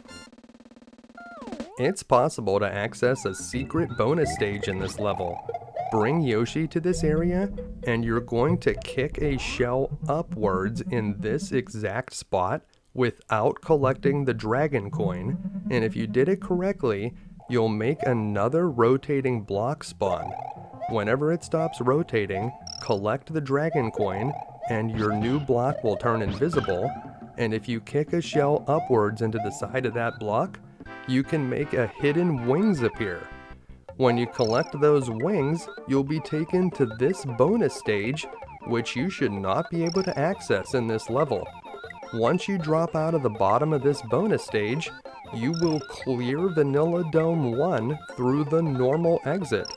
So that's another way that you can finish this level. It's difficult to do, but it's a pretty neat trick. Vanilla Dome 1 does have one of those secret key exits, so we'll need to go back there later, but first we're going to head to Vanilla Dome 2. Vanilla Dome 2 is a cave that has a lot of swimming areas, and if you have Yoshi, you'll be able to eat some of the fish at the beginning, but he won't be able to follow you up this vine, so you'll probably have to abandon him. Make your way up the vine and head over to the right. You'll notice there's an open area below us right now, and we're going to need to hit a P switch to be able to get in there. Once we hit that P switch, we'll be able to find a key to open up this level's secret exit. Getting to the P switch can be tricky, and if you need a feather, you'll find it in this row of question mark blocks. Over here you'll find a fire flower, so if you don't actually want the fire flower, you may want to consider not hitting that one. Here's the P switch we were looking for, but make sure you clear that row of coins before you hit it, otherwise it will turn into a wall that you won't be able to pass through. Once the P switch is active, drop through the coins and you'll find the key, then carefully swim the key around these cheap enemies, and that will bring you to the keyhole. There's another way to get to the key if you have Yoshi. You can actually pass through the wall. So dismount from Yoshi, swim a little bit over to the right, and try to catch him right on his head as he gets close to the wall. You may need to dismount and remount him one more time. Swim over here, but there's no water in the wall, so you need to extend your tongue, drift down to the right, and dismount Yoshi at just the last second to get over here into the water, where you'll be able to find the key. It's probably more trouble than it's worth, but that is a fun shortcut. Here in the Red Switch Palace, all you want to do is hit the P switch and then get out of the way. The coins will turn into platforms, so you can get up above the action, and you just want to lead the flashing shell around so that it clears all of the enemies and gives you a bunch of extra lives. Once the P switch wears off, you can collect the remaining coins, and then head over here where you'll find the large red exclamation block, and you'll be able to turn those red dotted lines into red exclamation blocks. These red exclamation blocks will help you with your platforming, but unlike the green and the yellow exclamation blocks, you will not find any power-ups inside of them. Now that we've hit the red switch, let's go back to Vanilla Dome 1 and do the secret exit. You probably recall that there were some dotted line blocks near the beginning of this level, and that's where we need to go. Make your way to the right, clearing out any enemies that are in your way, and you may spawn a mushroom down here at the bottom, which you may want to avoid if you have a better item in your reserve box. Climb up on the red platforms and you'll find a block that spawns a vine, and when you climb to the top of the vine, you'll find the key and the keyhole that leads to Vanilla Secret 1. Vanilla Secret 1 is the first of 3 Vanilla Secret levels, and this one has 2 exits for us to find. But we're not looking for a key this time. We're going to find 2 totally normal goal lines that will lead to 2 different places. Over on the left side, you'll be able to find a feather, and then you can use these green springy platforms to launch you up above. Using your cape spins will allow you to get a lot of coins out of those multiple coin blocks, so that's something that you may want to try. And over here, you'll be able to spawn a vine, which will allow you to climb up to the next area, but you may want to use a Koopa shell to clear out the enemy flying above before you start your ascent. Over here you'll find another vine, and that will bring you up to this spot where you can find another power-up, and this one is a feather, which will be very useful around here. You'll see a couple blue dotted line blocks in this area, but we're not going to be hitting the blue switch anytime soon, so we'll need to find the second exit in this level without them. Carefully jump through the line of Koopa paratroopas using the springboard, and if you want to find all of the dragon coins in this area, bring a springboard over to this side, and then launch off of it to find the final two. From here, we just want to jump on top of this green pipe, use a couple of these springboards, and this sign says that we're almost to the goal, and when we emerge from this pipe, we'll see a charging Chuck punting a football, but you can easily just go underneath him and then use the platform that he was standing on to get to the top of the goal line. That goal is considered the normal exit for Vanilla Secret 1, and it will open up a path that leads to a pipe, and that pipe will take you on to Vanilla Secret 2, but before we get to that, let's go back into Vanilla Secret 1 and find the alternate exit. You're going to want to have a cape for this, but if you don't have one already, you can easily find one in this very level. Climb up the vines on the right side, and when you get up to this next spot, you're going to use this platform as a runway, run across to the left and do a big jump up to this pipe, and this will lead to the second goal. Just like the first goal, there's a charging Chuck guarding the way, so get rid of him and then jump to the top of the goal line, or at least give it a try. This alternate exit to Vanilla Secret 1 is going to take us to Star Road. So we can obviously see that there's a connection to Star Road here, and that will take us back to this one that we have seen before. So we'll head back down here and then go up into this pipe that will lead us up on top of Vanilla Dome, where we'll find 2 secret levels and a fortress. At the beginning of Vanilla Secret 2, if you take out the enemies and then get a running start, you can fly up into a cloud area where you'll find some coins and the first dragon coin of the level. Once you're done, you want to drift back down to the bottom where you'll find a Yoshi, and Yoshi will have a lot of enemies to feed on in this area. If you get hit, this area is also very flat, so you just want to try to catch back up with Yoshi, and you should be fairly safe. There are so many Koopa paratroopas around here that it's not that difficult to jump from one to another and start racking up a bunch of points and maybe even some 1-ups. Inside that power-up box, you'll find a fire flower, but you would prefer to have a cape in this area. Eat any piranha plants that are in your way, and then cross the mid-level gate. There's a Lakitu living in a pipe here, but Yoshi can simply eat him, and you'll find a feather item in the note blocks above. Yoshi can also eat the bombs that are parachuting down, and they won't give him indigestion. This box just contains some coins, so you can skip it if you're not interested, and over here we'll find a silver P-switch, which whenever you hit it, it's going to turn all the enemies into coins. If you collect enough of these coins, you'll be able to get a bunch of extra lives, so you want to grab all of those spinies, and then start running back to the left to see how many other enemies you can collect. If you can get back to the area where all the Koopa Troopas were, you can get even more extra lives, but you should be able to get a decent number just near the spinies. Before we leave Vanilla Secret 2, there is a hidden area in a pipe for us to check out, and it's this pipe right here. Down inside we'll find a P-switch, and then we can quickly head back to the left, collecting whatever coins that we can, but don't be standing on these blocks whenever they turn back into coins, or you'll fall into the lava. We'll get launched out of the pipe and that will take us near the goal line. If you hold the R button, you can get a better view of it, and then just drift over to the top to try to catch it for 50 bonus stars. Before we move on to the next level, let's talk about that other strategy for beating the bonus game. If you pause while you're in here, you can sort of see where the different shapes are, and so you can see we're right under the mushroom. If you're underneath the shape that you're looking for when you pause the game, you can just start hitting that spot, and you should be able to turn all of the blocks into the same shape. So if you're looking for a mushroom, keep pausing until you find it, and then just keep hitting that same area, and if you do it correctly, you'll be able to make a perfect bonus room. Vanilla Secret 3 is another easy one.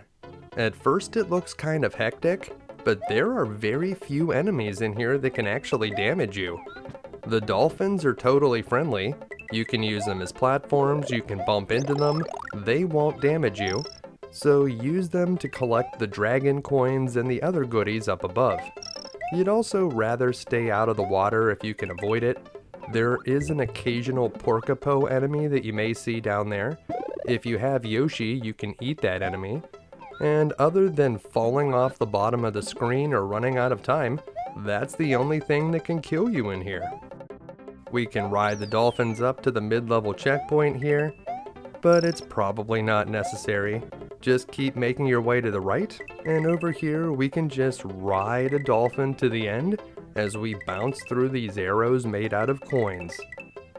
So we'll just hold our position, and eventually you'll end up on dry land, where you can collect the fourth and next to last dragon coin, because the last one is right before the goal line. And we got 50 bonus stars again, not bad. And that brings us to the Vanilla Fortress. There are 4 fortresses in the game, and this is the first one that we've encountered. Yoshi won't be able to follow us inside, because a fortress is essentially just another castle level. This fortress in particular is almost entirely underwater. Stay up in this corner until that spiky ball gets out of the way, and then swim across to the right. If you're small Mario, you can take the lower path here, and that will skip you ahead to the next section, but I wouldn't exactly call it a shortcut. Instead, I'd probably just stay up here, swim over to the right where you'll find a power-up, and when you get to this area, hold the R button to advance the screen, and then those spikes will fall way ahead of Mario, and you won't have to worry about them. Use your cape attack to take out the small enemies and the dry bones, and if they throw a bone at you, just duck underneath it. Once you get to this pipe, head on down inside, and we'll be able to make our way to the next part of the fortress. This pipe is marked letter B on the map. If you took the pipe that could only be accessed by small Mario, that one is labeled letter A. If you'd like to get a bunch of extra lives, you can do it here by continuously killing this dry bones enemy. Just make sure that your feet don't touch the ground, and you can just keep bopping him every time he regenerates. Like most one-up tricks that involve the dry bones enemies, this one is not particularly efficient, but it is fairly easy to do. Once you're satisfied with the number of one-ups you have, make your way to the right, and you want to taunt this thwomp in front of us so that it drops, and then you can swim up above it. Don't try to use your cape attack on those bonefish, you just need to swim around them, but it will work on many of the other enemies in this dungeon. When you get to the big red door, it'll be time to fight the boss, Reznor. You need to hit each one of these Triceratops enemies from underneath, and once you hit the second one, the bridge below will start breaking, so you want to wait to hit that second one until it's sort of high up in the air. That'll give you more time to take out the other two before the bridge breaks. Fun fact, Reznor is named after Trent Reznor, the musician behind 9 Inch Nails. Completing the Vanilla Fortress is the only way to get up to this alternate path through World 4, and since we're here, we might as well complete the Butter Bridge. Butter Bridge 1 is an auto-scrolling level that features a lot of dangerous platforming. This is one of the more difficult levels in the game that's not part of the special world at the end.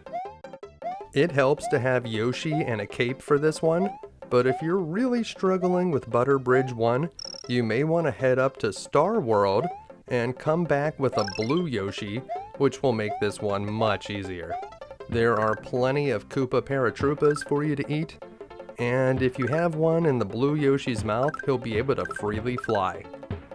If you bounce off all of those green Koopa Paratroopas, you can obtain a 1-up. It's a little bit dangerous, but we're already doing a difficult level, so it might be worth a try. You'll need to ride this piston lift down. That'll make it easier to collect this dragon coin without getting killed, and once you get to the bottom, jump over to the right. There are some items to find in this array of rotating blocks, and there's a power-up in the question mark block at the very bottom, but most of the items that you're going to find here are multi-coin blocks, and other than the 1-up on the far left side, I would mostly just avoid these and focus on getting to the top as quickly as possible. Over here we'll find the last dragon coin, and then we'll try to navigate these Koopa Paratroopas, which will lead us to the goal line. So make your way down here. There's another one of those green star blocks, so if you've hit enough coins in this level, you'll be able to find a 1-up there. And then make a jump for the goal line. Try to hit it at the top. We did pretty well getting a 40, but we're always trying to hit that 50. So I do have some good news. Butter Bridge 2 is not auto-scrolling. It is filled with swarms of Super Koopas though, so it's not that much easier than the previous level. It helps to have Yoshi in this level, but if you do take some damage, Yoshi is going to quickly run off the edge of a platform, so it will be very difficult to save him if you get hit. If you get a good running start, you can fly up here to a cloudy platform where you'll find the first dragon coin. From there, we'll drop back down and work our way to the right. If you run fast enough, you can get over those small gaps, but I actually recommend that you don't try to do that because if you're not running quickly enough, you'll just fall off the edge and die. Over here, make sure to press the R button to advance the screen forward so that these enemies that kick shells at you will kick them early. If you can grab a blue shell, you can fly through a lot of that area. And over here, we'll find a feather power-up. If you're trying to collect all the dragon coins, you do need to drop down into this bonus area. If you're riding Yoshi, use the platform on the bottom. But if Mario is alone, you may want to use the rope platform up above. Follow this platform to the end, collect the dragon coin on the wooden planks, and then make your way up the pipe. Drop off the right side of the pipe and wait until you avoid a few enemies before hopping up here, then slowly make your way to the right, turning back to the left when necessary or jumping through the middle of 2 flying enemies. That part is tricky. This part is also tricky. Collecting this coin will require you to either dismount Yoshi or hop off of the back of an enemy. Hopping off of the back of an enemy will keep your Yoshi alive, but it's also a lot more difficult to do.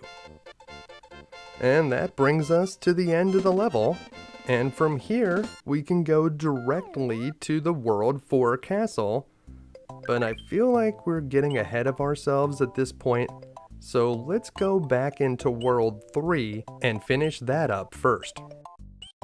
If you take a look over at the checklist, you can see that we did not do the normal exit for Vanilla Dome 2, so let's head back into there now. The key exit that we already found for Vanilla Dome 2 is pretty close to the beginning, so there's a lot of this level that we just haven't seen yet.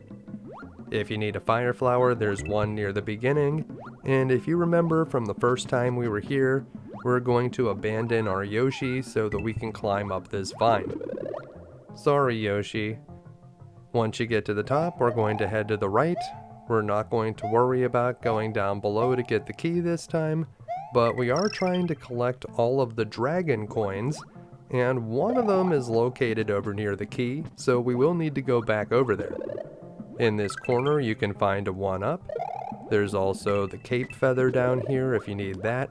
Try to leave a lot of those coins up above so that we can collect them after we hit the P switch. Here's that fire flower, and this can be a tricky jump.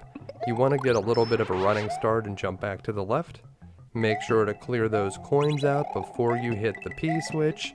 And we're going to quickly run down here so that we can collect that dragon coin, and then we're going to fly back up. We will not be needing the key this time. As we make our way back to the right, there's a fire flower in that question mark block if you need it. And over here, we want to avoid this charging Chuck enemy, but he will clear a nice path for us through those rotating blocks. Over here, we'll find a roulette block. You want to release it when it's showing a feather, and then collect it when it's a Starman. Starman is going to make the rest of this level a lot easier. Keep making your way to the right, Starmanning your way through any enemies that you see, and this pipe will take you to a hidden area that's filled with ice. Is there anything good to find down here in this area? Well, no, not really. Just some coins, which aren't particularly exciting.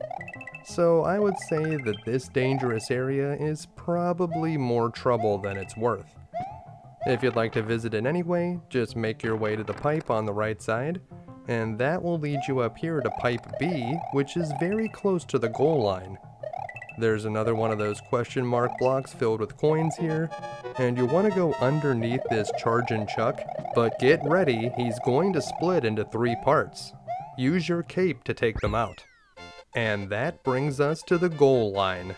Vanilla Dome 2 was the last level in this world that had 2 exits, so we can check that one off of our list and make our way to the Vanilla Ghost House. The Vanilla Ghost House only has a single exit, and although there's a few tricky things in here, this may be the most straightforward ghost house in the entire game.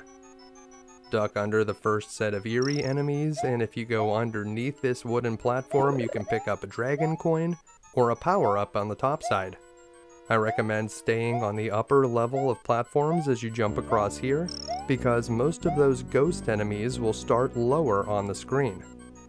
Over here you'll find a big boo, and you want to get down to the lower tier where you'll be able to find a vine. You want to climb that vine to the top, but if you need a power-up, there's one right over here to the right, so you can pick that up and then head back to the left where we'll climb this vine up into the sky. There are a couple enemies up here, but this upper path is a lot safer than the lower one, and you'll find your 3rd dragon coin up here as well. When you drop down to the bottom, before you go in the door, you may want to collect the 4th dragon coin, and this question mark block is home to a cache of coins. A couple cape spins will put those coins in Mario's pocket, and then you can head through this door, which will take you to an area with ghostly green bubbles. I recommend using the X button to run through here, and do most of your jumps using the A button to do a spin jump. If your spin jump lands on one of these green bubbles, you'll simply bounce off of it, but if you land on one with your normal jump, well, that will deal you damage. Make sure you collect the coins at the end before you hit the P switch, so that you'll be able to go through the door that appears. And that brings us to the goal line. There's no hidden goal in this one, so we'll be able to simply move on to Vanilla Dome 3. Vanilla Dome 3 is a very large level, and it's filled with lava. You'll find a Yoshi in here, but not until you get to the second half of the level, so you may want to bring one in from outside. Make sure to hold the R button for a moment as soon as you get in here. That will advance the screen to the right and give you more time to collect this 1-up out of the air. That question mark block near these pipes contains a fire flower, but in this level we'll stay with the cape. By advancing the screen forward using the R button, you'll cause these blarg enemies to jump early out of the lava, which will make them much easier to avoid. When you get to this lava shelf, you want to jump off to the right, and if you can't jump over that pipe, there is a hidden coin to help you get over. In between them, you'll find a power-up block that contains a feather, and if you get a good running start using a cape here, you can fly up to an area where you'll find a hidden moon. If you fly across to the right from where you found the moon, you can also find the entrance to a bonus room. However, if you're trying to collect all of the dragon coins, you won't be able to get them all if you go in the bonus room, so we're going to skip that and head down here instead. So just ride this skull platform across the lava to the right, jumping out of the way of blarg enemies if necessary, and you'll find the second dragon coin right before a bunch of pipes filled with piranha plants. If you want to hang out up on this ledge and just grab all of these coins, don't worry that the skull platform is sliding away to the right.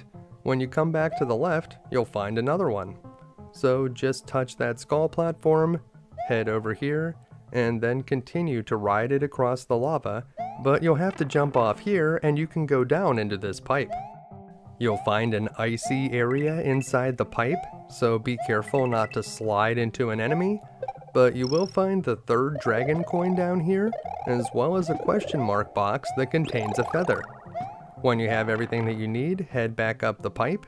This pipe is labeled letter B, and there's the mid goal. The easiest way to get in there without getting hit by the shell is to do a slam with your cape. Once you've flown up in the air and unfurled your cape, you want to press down and then quickly hold right or left to do that slam move, and then you'll be able to safely get down in here where you can find a Yoshi and hit that checkpoint. Once you have the Yoshi, you'll be able to eat those blarg enemies, but you still want to use the R button to advance the screen forward so that they jump too early. So just wait back here, eat the blargs if you want to, but you should be mostly safe from them, and you want to jump up to this platform so that you'll be able to reach this dragon coin. That is the fourth dragon coin, but there are more than 5 in this level, so we'll be able to get multiple 1-ups for these guys. There's some spinies over here which you can eat through the pipes with your Yoshi, and then we'll grab this buzzy beetle and make our way to the right. Here's the 5th dragon coin, but you'll see that is definitely not the last one.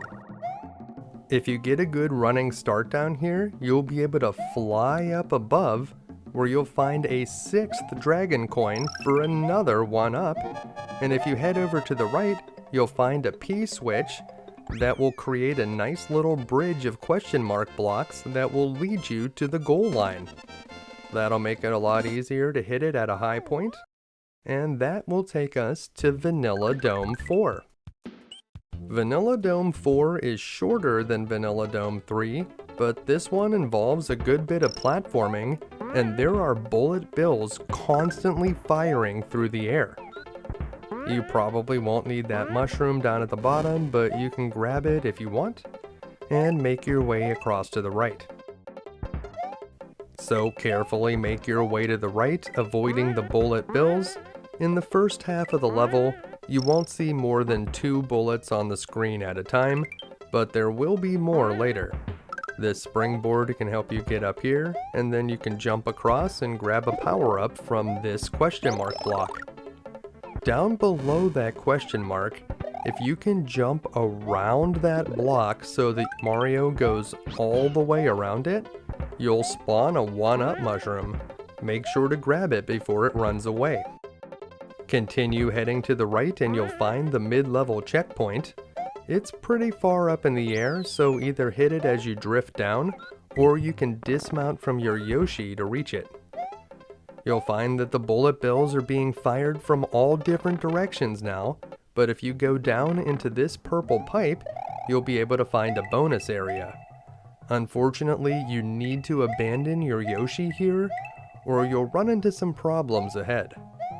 You are going to find one of the dragon coins at the end, so if you really need to get all the dragon coins for some reason, you will have to let your Yoshi go. He's just not going to be able to get through that. And that brings us to the end of this cave. Grab that dragon coin and head up the pipe that's labeled B. We didn't skip too far ahead going down into that cave, but if you want to collect a bunch of question mark blocks as well as a 1-up, you can collect all of these, but you may need to pop that 1-up backwards to be able to get it. The last question mark block there is also a coin in case you were curious. And now continue to head to the right, but the bullets are going to start firing again. And just as suddenly as they started, the bullets will stop when you get to this area. Continue to the right, watching out for the Koopa Paratroopas. You can try to use a shell as a weapon if you want, but eventually you'll come to the goal line, and there's only one exit here in Vanilla Dome 4, so from here, all that's left is the castle. Whenever you get inside of Lemmy's castle, you start up on top of this row of rotating blocks, and there will be a Magic Koopa that will try to attack you right away, so you want to get rid of him before he can fire his magic. So duck down and bop that guy, and then don't do a spin jump to go down below. You want to head all the way over to the right, move back a bit to the left, and just keep going until a Magic Koopa appears below, and he will remove one of the blocks so that you can get down to the bottom. If you try to do the spin jump, there's a very good chance you're going to land in the lava, and that would be instant death. As you make your way to the right, don't miss this P switch. You want to bring it to this spot, drop it, jump on it, and then do a big jump over to the right so that you can go inside this door that will lead you to the mid-level checkpoint and a hidden 1-up. If you miss out on that door, you'll have to go much farther to the right, and you won't be able to hit that mid-level checkpoint. Over here, you need to jump across, and if you have a cape, you can easily remove that dry bones enemy, but you want to wait here until the next part is moving upwards so that you don't get crushed underneath it. Patience is the name of the game here as you jump on these platforms that rise and fall out of the lava. Jump on this one as it's moving upwards, and wait here to jump on this one when it reaches a low point. You'll want to quickly get across to this platform and jump over as this one is moving up. If you need that mushroom, you can grab it down in the bottom, but you may want to wait down there for a moment after you pick it up so that you don't get crushed. Head across here as it rises from the lava. Watch out for that Poodaboo that jumps out, and take out any dry bones enemies that are in your way using your cape attack. The cape attack will kill them permanently. If you don't have a cape, you'll have to jump on them, but that will only be a temporary solution. The big red door will take us to the boss, and there's a feather outside of it if you need it.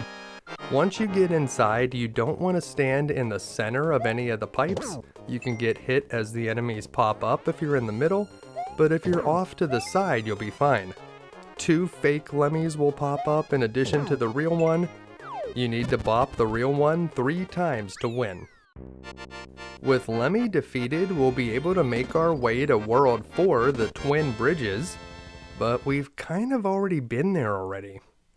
In any case, we'll be able to access some levels that we weren't able to reach before, and this time Mario dismantles the castle with the Donkey Kong hammer. I thought we turned that thing off in the options menu. The message that we get here indicates that the game is only going to get more difficult from here, and asks if we've found the red and green switches yet, which we have. We'll save our game and make our way out of Vanilla Dome over to the Cheese Bridge area. You definitely want a Yoshi for this level, and you're not going to find one inside, so we'll head back to the top secret area where we can get powered up. So once you have a Yoshi, and preferably a cape with an additional feather in your extra item slot, you can head back to the Cheese Bridge area and we'll get started. There are two reasons why you want a Yoshi here in the Cheese Bridge area. The first is if you get a running start, you can do this. This looks kind of difficult, but I'm actually just holding to the right and holding down the jump button, and magically it seems like Yoshi's feet just find those buzzsaws. The other reason is because you can find a Yoshi's Wings item here, which will take you to this bonus stage. This is a little bit different from the Yoshi's Wing bonus stage that we saw when we did that glitch before. This one has enemies in it. There are also a bunch of dragon coins you can collect here, and collecting the dragon coins here in the bonus stage is the only way to get 5 in this area, but I'm not going to collect the 5th dragon coin here because I do want to show you where the other ones are throughout the rest of the level. And once you collect 5 or more dragon coins in a single level, they will not respawn. Well, once you drop off the bottom, you will instantly complete the cheese bridge, so even if you were to get hit by an enemy and fell off the bottom of the screen there, you'd still be able to go on to Cookie Mountain. But the cheese bridge is a level that has 2 exits, so once you complete it the first time, we need to go back inside. If flying through the beginning of this level seemed a little bit too dangerous for your tastes, you want to activate all 3 platforms so that you'll be able to jump between them. If you start out down at the bottom, you'll be able to get a dragon coin down there, but then you should head to the top where you'll be able to get a power-up and another dragon coin. But remember, if you don't go to the Yoshi's bonus stage, you're not going to get a 1-up for those dragon coins anyway, so feel free to collect the 3rd one down here at the bottom, but you're only going to find 1 more. If you did collect all of the dragon coins down here in the lower part of the level and then went up into the bonus stage, you could get quite a few extra lives up there. We're going to head down this purple pipe, and that will take you to this optional area, which I recommend you avoid. There's nothing good to find in here, and there are bullet bills that come flying in an angle, and they'll try to knock you off your Yoshi. Yoshi can't climb on that rope, but he can bounce from buzzsaw to buzzsaw, so if you can make it this far with Yoshi, this is the way I recommend you get to the end of the level. You don't want to cross the first goal line, instead you want to drift under it with Yoshi and then dismount as soon as you pass it. If you go under the goal and head to the right, you'll find the second goal line. If you cross that first goal line, that would be the same exit as the Yoshi's Wings, and you wouldn't be able to go down here to Soda Lake. Bullet Bill has a cousin named Torpedo Ted, and Soda Lake is filled with them, making this more of a bogus journey than an excellent adventure. The safest way to get through Soda Lake is to stay down at the bottom of the screen, but if you want to collect the dragon coins, you're going to have to put yourself in harm's way. You can go underneath the ground here, so that's certainly the safest way to get through this section. If you want to collect this dragon coin, this one's pretty hard to get without getting touched, but it is possible. Swim up above these blurps and then dip down here to get the 3rd dragon coin, but get out of there quickly so you don't get hit by a torpedo. As soon as this torpedo passes below you, you want to get to the bottom of the screen and stay underneath the land here to get through all of those enemies. You do need to go up and over here and go through the middle. Then if you want to grab this dragon coin you can, but you'll want to use fireballs to take out the fish in your way. Keep swimming to the right. It's not much farther now, and once again you can go underneath the ground, just don't go too far down or you will die. Keep working to the right, and once you get through this pipe you're in the clear. Just head through the goal line and you've completed the most difficult swimming level in the entire game. Nice work! Completing Soda Lake will connect us up to Star Road, so if you are wondering how to get down here, that's how you do it. Let's head up to Star Road right now and do Star World number 3. Star World number 3 is possibly the shortest level in the entire game other than maybe the top secret area. And if you'd like to get a yellow Yoshi, we're just going to let Lakitu do most of the work. He'll throw the spinies, they'll walk towards you, the Yoshi will eat them, and eventually he'll grow up into his adult form. The silver P-switch will turn those spiny enemies into coins, and if you want to maximize its potential, you'll want to let Lakitu put a few of those spinies on the screen before you hit it, but it is a bit risky. If you do that though, you'll be able to collect enough silver coins to gain several extra lives, and then considering that we need to finish Star World number 3 twice anyways, we'll just head right through the goal line. Of course, this exit doesn't really take us anywhere, so we need to go back inside and get the key exit.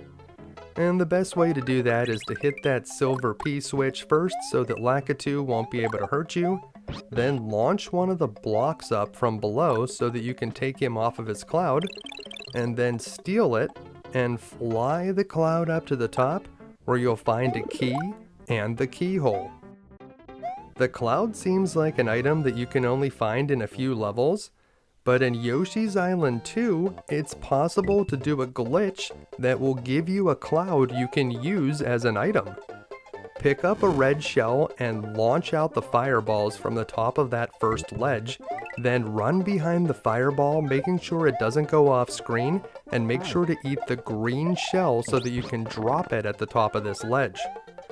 Once the fireball hits it, you're going to press X and A at the same time so that you dismount Yoshi, and you need to collect the coin that's produced once it hits Yoshi's tongue but before he swallows it.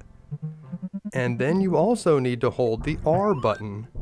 And you can see in slow motion, if you do it correctly, Yoshi will eat a charging Chuck enemy, and you'll get this glitched item in your item box, which if you hit select, you'll notice is the cloud.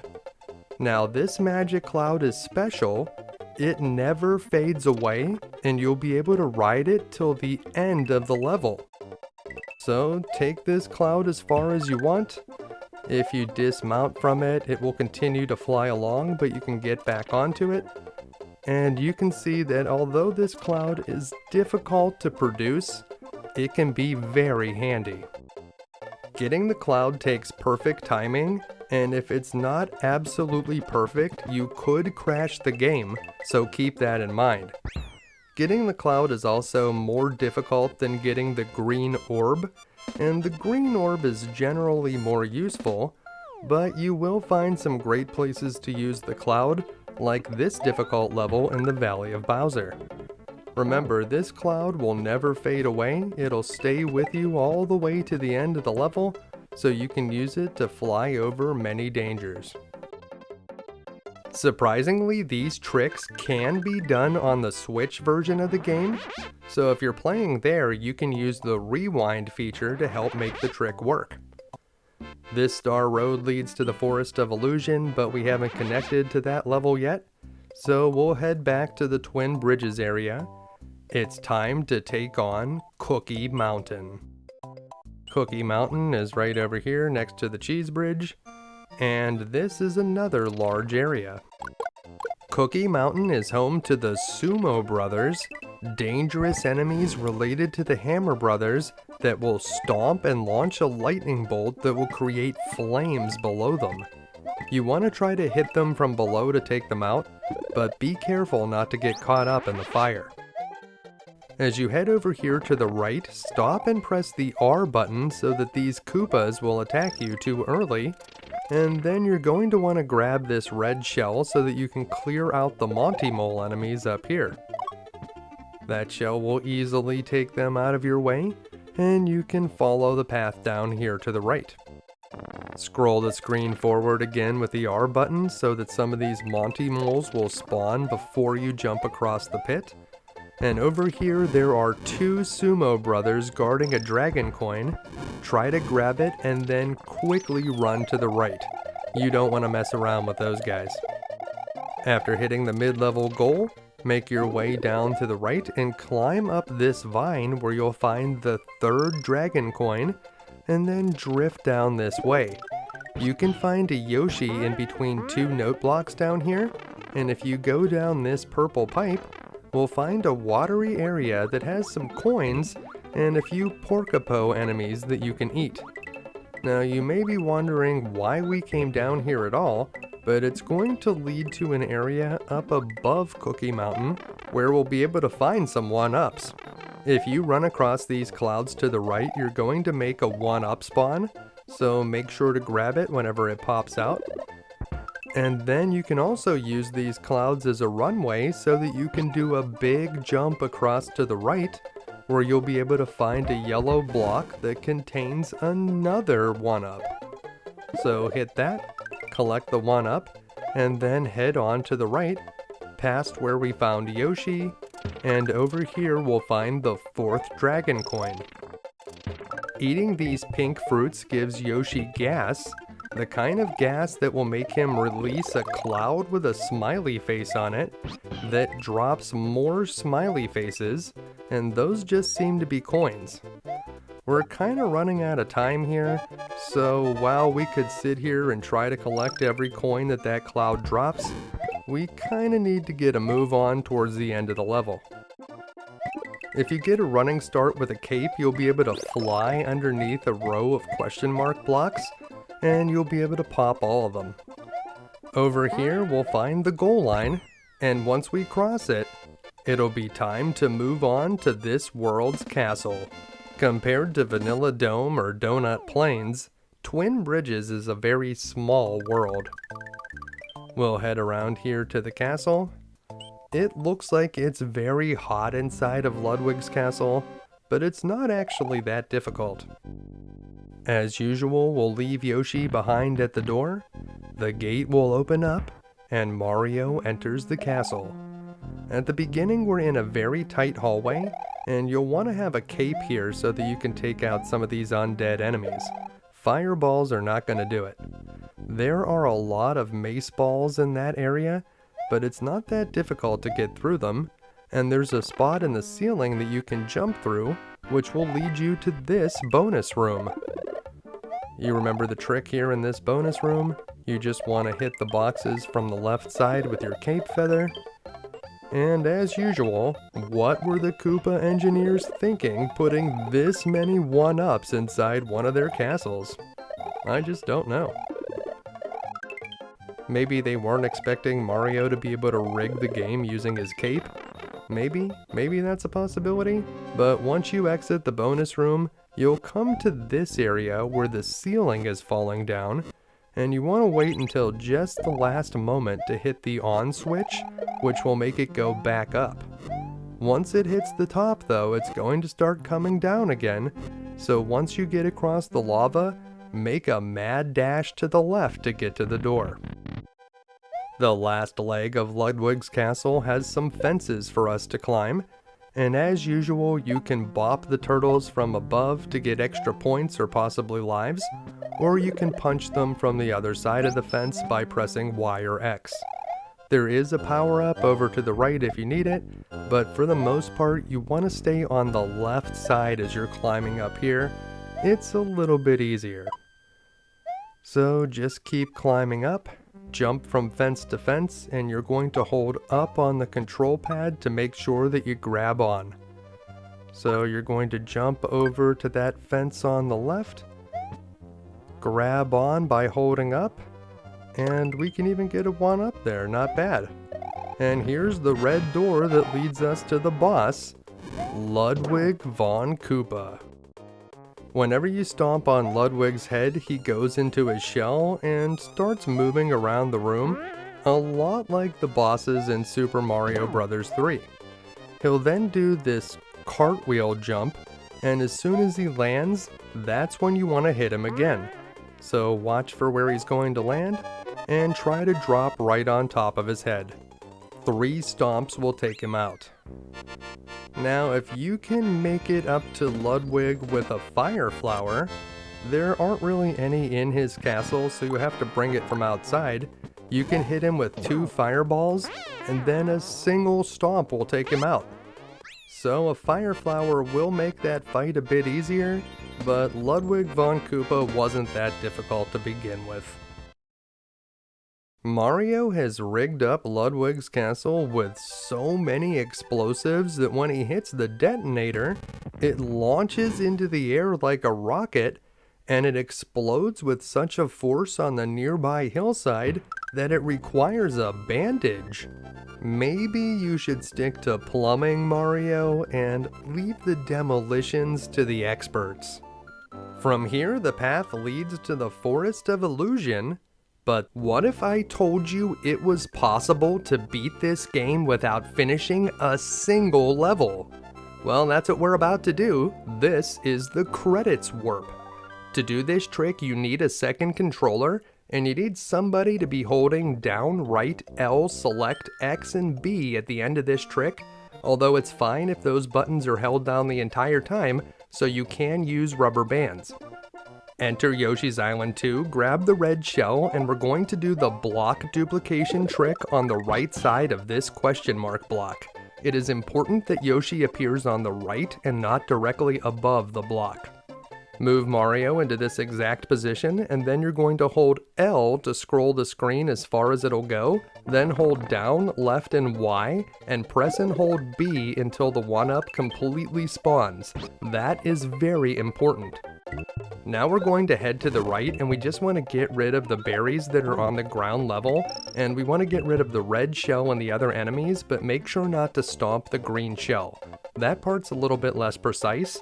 Once you've cleared everything out, head back to the left. It's okay if you get hit, just get back onto Yoshi, and we're going to pick up the red shell, go back to the beginning, and then move to this exact position, and that's where you want to spit the fireballs. Now we're going to head back to the left to reset the Koopas that are walking up on that ledge. We're going to grab the rightmost one, and we're going to take it over here, where we'll get into another exact position and spit the fireballs again. Now if any of these are off by even a single pixel, the trick won't work, so you need to be very precise. Head back to the beginning, and then go grab another Koopa from the right side, and this one we're going to position right over here. Now the only positioning that matters is the horizontal one, so you could spit this out on the lower ledge, but it's a little bit easier to do on the top ledge. After going back to the beginning, we're going to head over here, grab another red Koopa from the right, and we're going to spit this one in this exact spot. And we're going to head back to the beginning to do it again. This one is another one we're going to do up on the top, right in this position. And then we need to go back because we need to spit one more fireball in a very precise position. This one's farther over on the right, so right here. Once you spit this fireball, you're going to head back and you're going to stomp 2 of the Koopas, then dismount from Yoshi. Stomp that enemy, grab the red shell, go all the way back to the beginning, then slowly walk to the right until you get to this spot, and you need to tap left in that exact position. That is extremely important. Then you need to head back to the left without going to the right, get to that exact spot and punt the shell up into the air, then return to Yoshi. I'd say that's the most difficult part of the positioning, but now we have to do almost the exact same trick that we did to get the cloud back in part 1. So we spit a shell from that top ledge, we're going to grab this green shell, spit it out up here, press X and A at the same time, and right after Mario grabs the coin, you need to be holding L, R, and X on controller 1, and don't forget about the buttons on controller 2, and if you did everything extra perfect, you will be brought to this ending screen. They call this the credits warp, but you actually skip past the credits, and then this part of the ending is silent, as if the enemies know you cheated and are just going through the motions. On a scale of 1 to 10, I'd say the difficulty of this trick is about a 25, and I don't even want to talk about how long it took me to get this, but I did want to show it because it is a very impressive thing to see. Alright, let's get back to our quest to find all 96 exits. And after finishing World 4, we've arrived at the Forest of Illusion, and in the Forest of Illusion, you can't rely on just finding the normal goals. We're going to need to find some of the secret exits to get through this one. Forest of Illusion 1 is the natural habitat of a very dangerous breed of centipede-type enemy called Wigglers.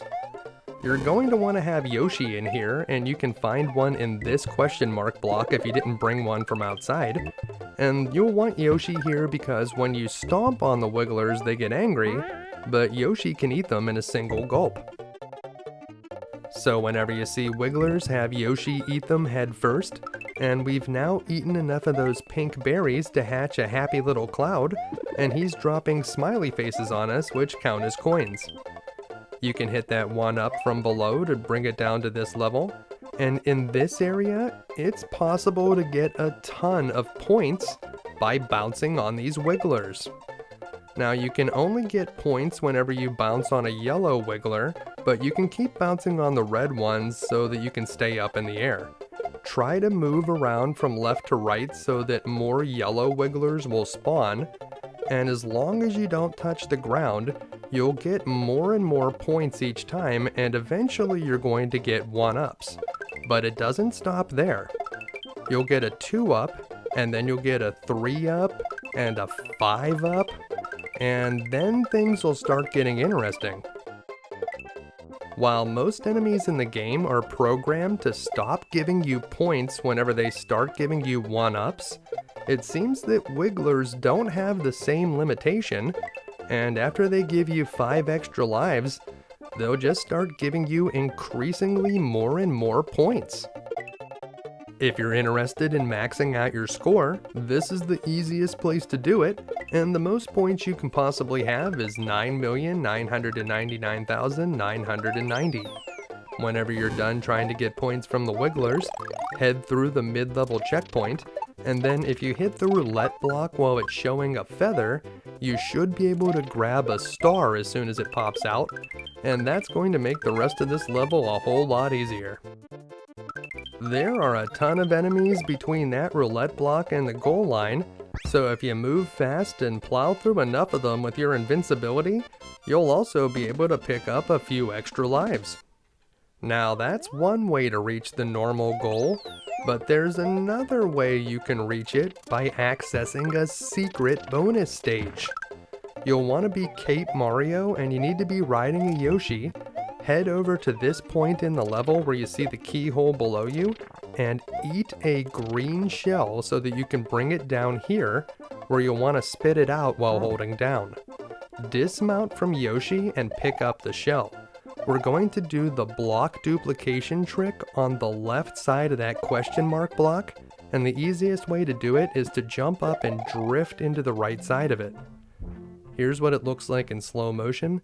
That's the spot where you want to shoot the shell upwards, and you want to make sure that you're carrying it afterwards so that you can hit it again. You may need to hit it several times to get the magic wings. So we'll try it again. We got another balloon, and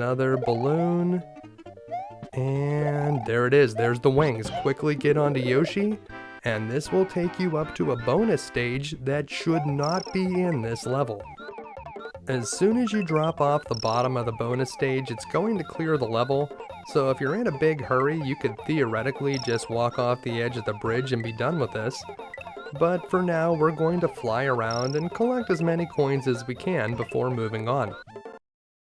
The normal exit opens up Forest of Illusion 2, but there is a secret exit that we'll be able to find using a key, so we should do that before moving on. Starting here at the mid-level checkpoint, we're going to head to the right, and you remember where the keyhole was? It's underneath some wooden platforms. So you want to head over here, and we're going to go down where we did the magic wing trick, but this time we're simply going to dismount from Yoshi and actually collect the balloon. So hit the side of the block and collect the balloon as soon as it pops out, and you just want to float over here to the left. Where is the key, you may ask? Yep, it's right here in the question mark block, right next to the keyhole. So you just want to grab that key as soon as your balloon wears off, and you'll be able to put it onto the keyhole, and the secret exit here from Forest of Illusion 1 will open up the Forest Ghost House.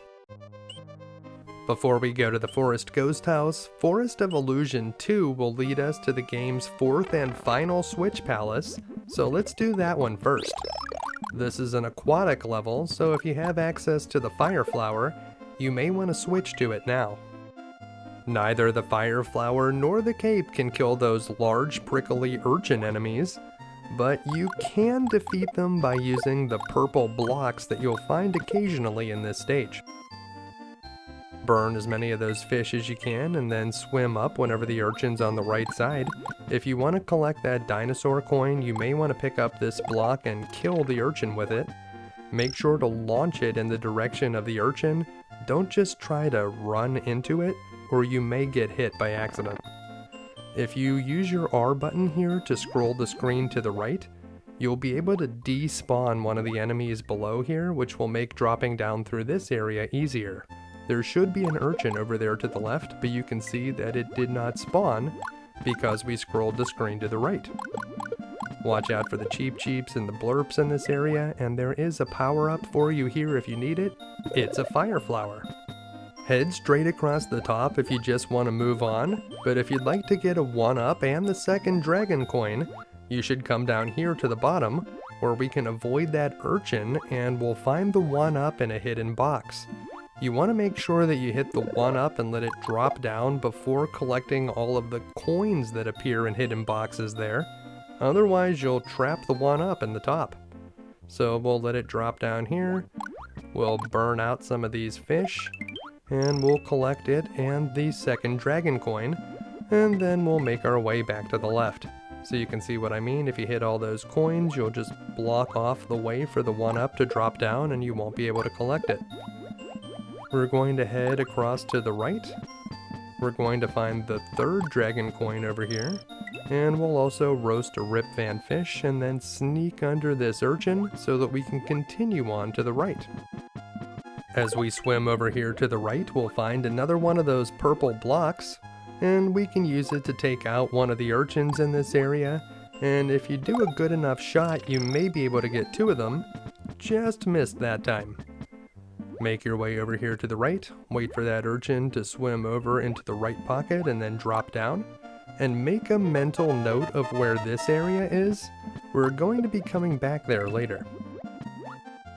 The last dragon coin is up here at the top, guarded by a ton of Rip Van Fish enemies, and although it's probably not worth the risk, if you can bring enough of those enemies to the goal line, you can score a 1-up as you cross it. The normal exit here is going to take us to Forest of Illusion 3, but we wanted to find that blue Switch Palace, so we're going to go back into Forest of Illusion 2, and this time we're going to go to the secret exit. Now, you remember where that yellow exclamation block was near the end of the level? That's where we need to go. You can actually swim through the wall here, and on the other side you'll find the key in the keyhole.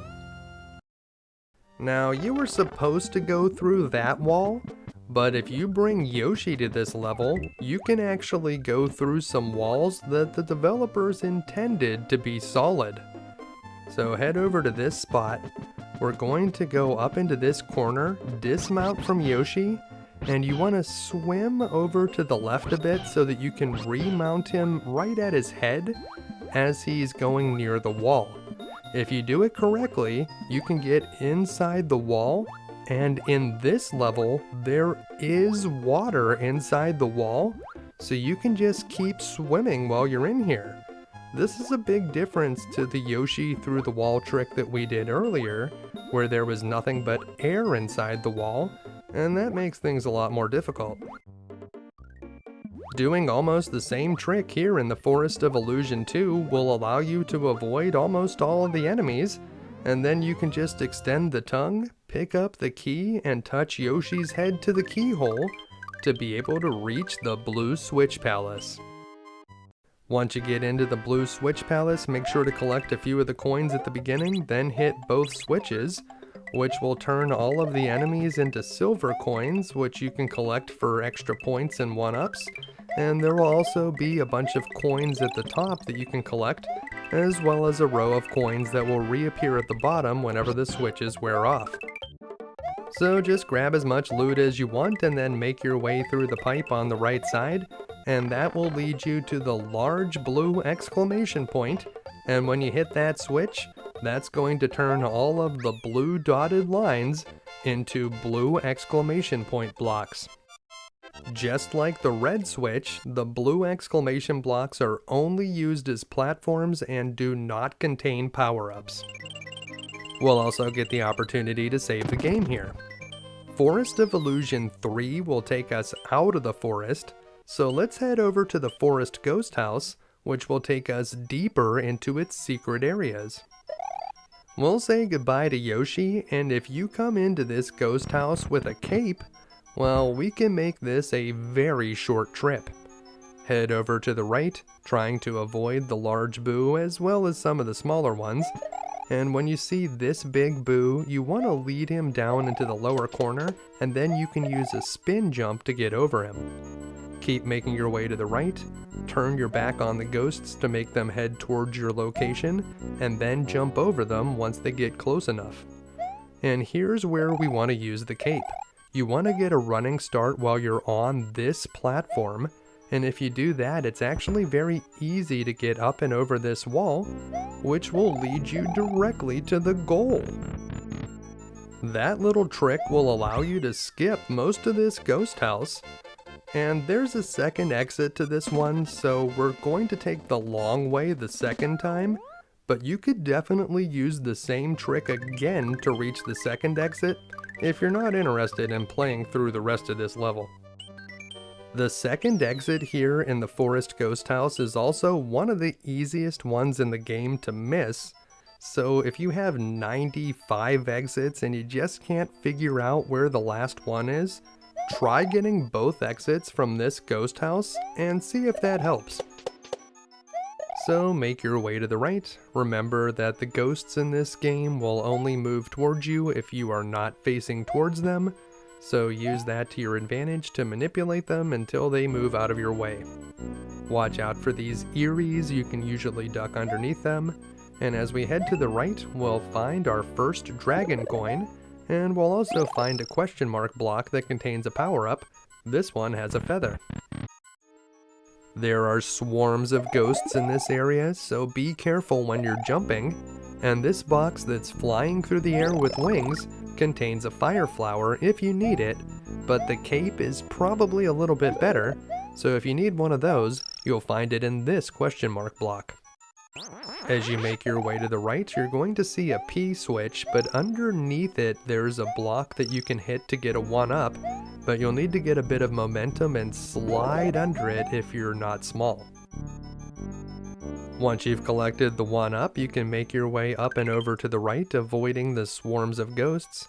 Just give them a moment to get out of the way, and you want to carry the P switch to the right, and make sure to take out some of those coins so that you can hit the secret door in the lower right corner. And that will bring you back up here on the other side of the wall near the beginning, and that's the door that we took to the first goal. Just keep making your way to the left to find the last dragon coin, and a second door that leads outside to an area that has a 3-up moon, and the second goalpost. Now this second goal just takes us back the same way that we came, so it doesn't really go anywhere, but it does count towards the 96 goals, so you don't want to miss that one. Forest of Illusion 4 is the one with Fishing Lakitu. Fishing Lakitu has a 1-up for you, but you don't want to take the bait, because as soon as you grab it, he's going to start dumping spinies on you. If you bring a shell over to this spot, we can do a good 1-up trick. Scroll the screen to the right, and that Lakitu in the pipe will keep tossing spiny eggs right down into the area where the green shell is. If you'd like to accelerate the process, you can collect the 1-up from Fish and Lakitu, and then he'll start dropping Spinies as well. You'll need to be a little bit more careful once Lakitu is throwing his Spinies, so if you're being a bit more conservative, you can just not collect the 1-up that he's holding and only use the Lakitu in the pipe, but you can see with both of them going, you can get a lot of 1-ups very quickly using that trick. Over here we see another roulette block, and just like we usually do with these roulette blocks, you want to hit it when you see a feather, and then you'll be able to collect a star as soon as it pops out. The Starman will make it easy to kill Lakitu and hijack his cloud, but unlike the glitched cloud item that you can get in your item box, this one will wear out after a while, so watch for it to fade. That brings us to the mid-level checkpoint. Either do a big jump from the nearby pipes or just dismount from Yoshi to get up there, and then continue on to the right. Inside that purple pipe above, you'll be able to get to the secret exit, but for now, let's just head to the right and do the normal exit first. This middle green pipe leads us to an aquatic area, but there's nothing important to find in here. Just some fish and some coins, so if you'd like to skip over this one, feel free. We're just going to make our way to the left, grabbing as many coins as we can and trying to avoid the fish. And you can see nothing important down here, no dragon coins, no 1-ups. Just make your way to the left, and then you'll find yourself back here near the mid-level checkpoint. So it also takes you backwards a bit. I'm not sure what the point of that was, but past these green pipes, you'll find a fire flower, and then there's a blue shell, which if you eat it with Yoshi will allow you to fly, and you can just follow those coins up into the air, where you'll find the 4th dragon coin, and the 5th one is over here near the goal line. The standard exit here does not take us anywhere that we need to go. It's just going to lead back to Forest of Illusion 2, but it is one of the 96 exits, so it's important that we hit it. We don't need to go to Forest of Illusion 2, so we'll head back into Forest of Illusion 4, and starting here from the mid-level checkpoint, we're just going to go to the right and we're looking for the purple pipe that's up in the air. That will lead us to the secret exit, and it's very easy to find. Just go down into the pipe, the key and the keyhole are right there. The key exit from Forest of Illusion 4 leads to the Forest Secret area, and this is the first level that we've played in this world that only has one exit. This level is also very short, but the fast-moving background can be nauseating. If you're trying to get all 5 dragon coins in this level, that's going to be a little bit more difficult and you'll need to jump between the 2 platforms. If you just want to get to the end, just try to ride on one platform and just don't get hit by enemies. Jump over whatever ones get in your way, but just try to stay with one of the platforms and make your way to the end. Either way, this level looks a little bit scary because you're just floating on small platforms and there's a bunch of flying enemies that get in your way, but it's not actually that tough. If you've hit the blue switch, you'll be able to get a 1-up down here. It's going to be a little bit more difficult without the blue switch. You'll need to hit it from one of the platforms. Head over here to collect the 5th and final dragon coin, and when you get to the goal line, there's a bunch of 1-ups behind it, but you're not going to be able to collect those. However, if you get both platforms on the screen and you don't cross the goal line ticker tape, you'll be able to get a bunch of 1-ups by converting all the objects on the screen into points and extra lives. Completing the Forest Secret area takes us along this hidden path to the left, which leads to the Forest Fortress. This is the second of the game's 4 fortresses, and the first part is an auto-scrolling area with large pillars to crush you and buzzsaws that get in your way. You want to just stay to the left at the beginning and let the screen push you along. You don't have to do anything right here. Whenever you get down in that little divot, you will need to hop out of it, and you will need to run past this buzzsaw, but wait for this one that's on a T-shaped path and then cross under after the pillar drops down. When you see these blue and red exclamation blocks, you want to make your way to the right. That will allow you to easily avoid that pillar, and then just wait here for the next pillar to drop, and as soon as it goes down, then you can start making your way to the right. Duck down here and then quickly move to the right past those blue exclamation blocks, and you'll find the door that leads to the next part. Avoid the first buzzsaw and watch out for the two Pootaboos that jump out of the lava, and when you get to the top of these stairs, you want to hold down the L button, which will scroll the screen to the left and despawn one of the two buzzsaws below, making it much easier to move forward. As you head over here, you want to scroll the screen forward with R, which will make those Pootaboos leap out in front of you, and they'll be easier to avoid. These buzzsaws in this area will also jump out a little bit early, and they'll also be easy to avoid.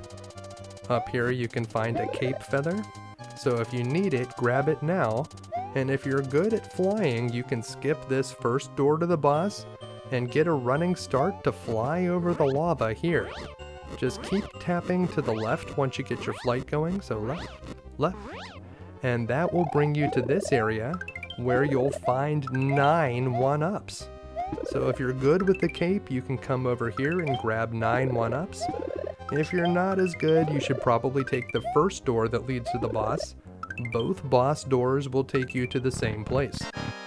You need to hit all 4 of those Triceratops monsters from below to defeat Reznor, but once you hit the second one, the bridge below you will start to break. So you want to hit that second one when it's kind of high up in the air, so that you'll be able to quickly take out the other 2 before the bridge fades away. Otherwise you'll have to ride on those platforms, which is a lot harder. Completing the Forest Fortress will allow us to save the game, and it connects us back to Star Road. And we haven't been to Star World in a while, so let's finish up the last 2 levels now. At the beginning of Star World 4, you can find a baby red Yoshi, but we already had a Yoshi, so instead we got a 1-up. The green Yoshi may actually be better than the red Yoshi here, because we can eat a blue shell, and whenever Yoshi is about to swallow that shell, you can land and then hold down to spit it out. If you spit it out while holding down, you'll be able to pick the shell up again, and you can use the same blue Koopa shell to fly through the entire level.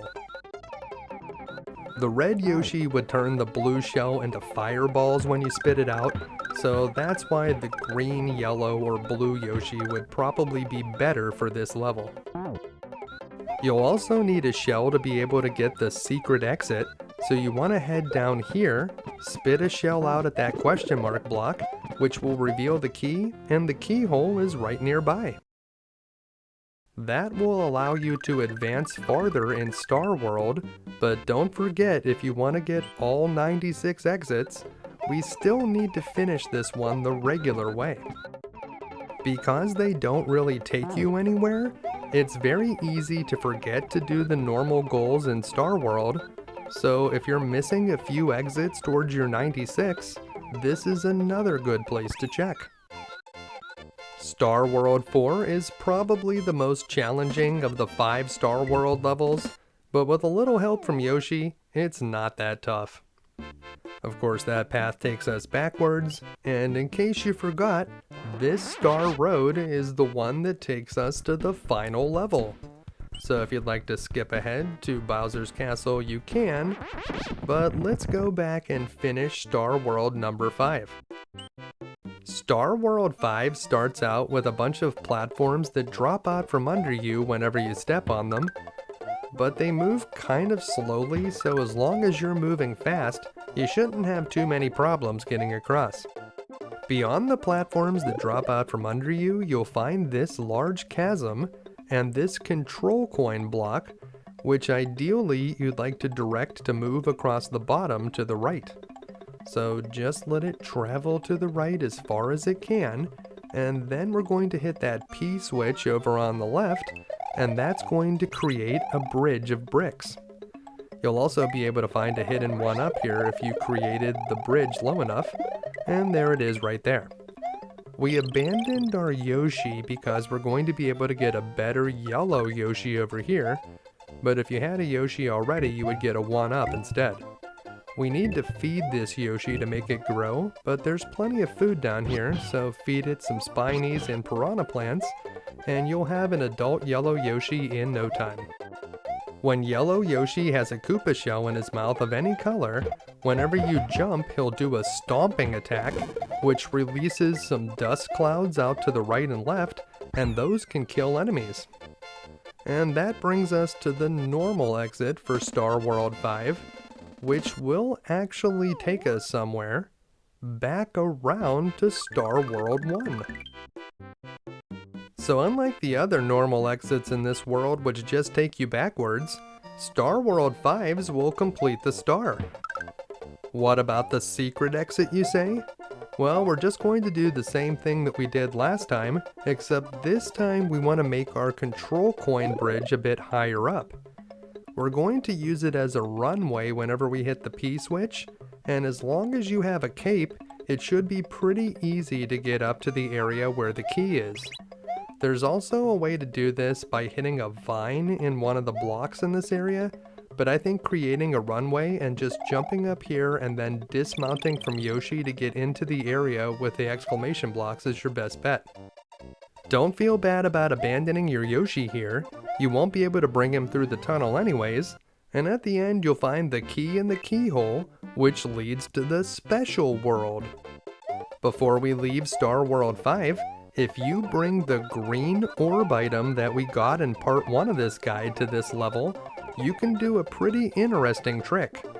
You want to hit the control coin block and create the bridge just like we did the previous 2 times. But this time we're going to hit the P switch and then we're going to collect the Green Orb. It's a little bit easier if you have a blue Yoshi. And we'll collect the Green Orb up here above the bridge that we created. If you time this correctly, you'll start walking on air, but then suddenly drop out right as the screen fades away. And then you'll see that Star World has turned to this weird orange color, but it will go away if you go into a level or you take any of the paths out of Star Road.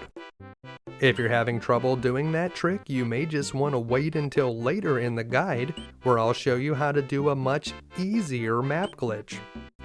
We are going to do the special world later, but for now, let's head back to the Forest of Illusion and finish that one up.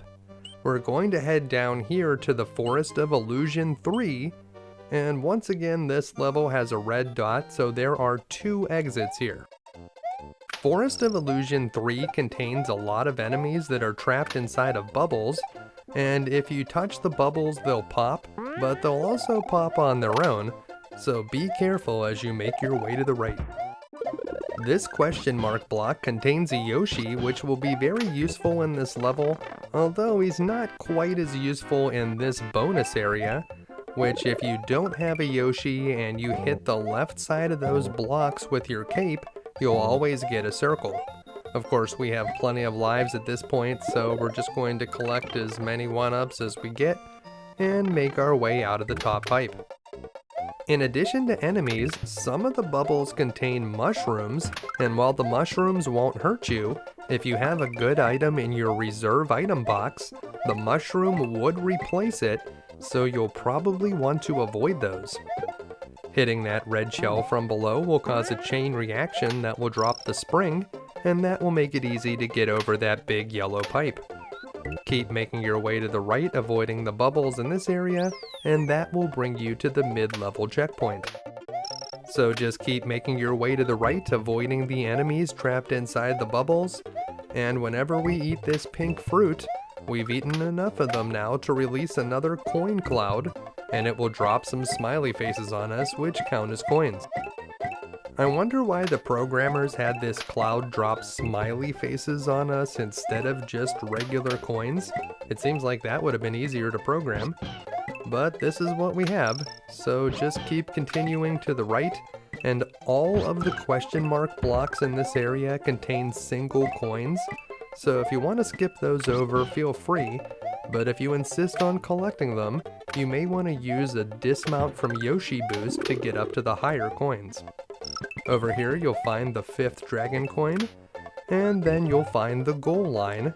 But remember, we need to find 2 exits here in the Forest of Illusion, and the regular exit does not take us anywhere that we want to go. It's going to loop us back around up to the ghost house, because yeah, that's what we needed, yet another path that leads up there. Of course, we are trying to get all 96 exits, so even the ones that take you backwards are important. If you want to get to the castle, you want to go to this green pipe near the goal line, this one right here, and press down. That will take you into this room, and if you're on Yoshi and you do a spin jump that lands you onto Yoshi's back, you'll be able to break through the blocks, and if you're not riding Yoshi, well, you can just spin jump down in there, and that will open up the path that leads to Roy's castle. This will be the final challenge in the Forest of Illusion, and inside we're going to ride on the snake block platforms, and they'll take us across the lava. It's possible to use your cape to fly over the lava, but it's very difficult to do it without getting hit by an enemy, so you probably should just jump down here and use the snake block platforms. When you get to this spot, you may want to press the R button to advance the screen to the right. That will cause those Peekaboo enemies to pop up a bit early, and they won't be in a good spot to hit you while you're riding your platform. Once you get down here to the bottom, follow the snake blocks along to the right, where they'll start stair-stepping back up to the top.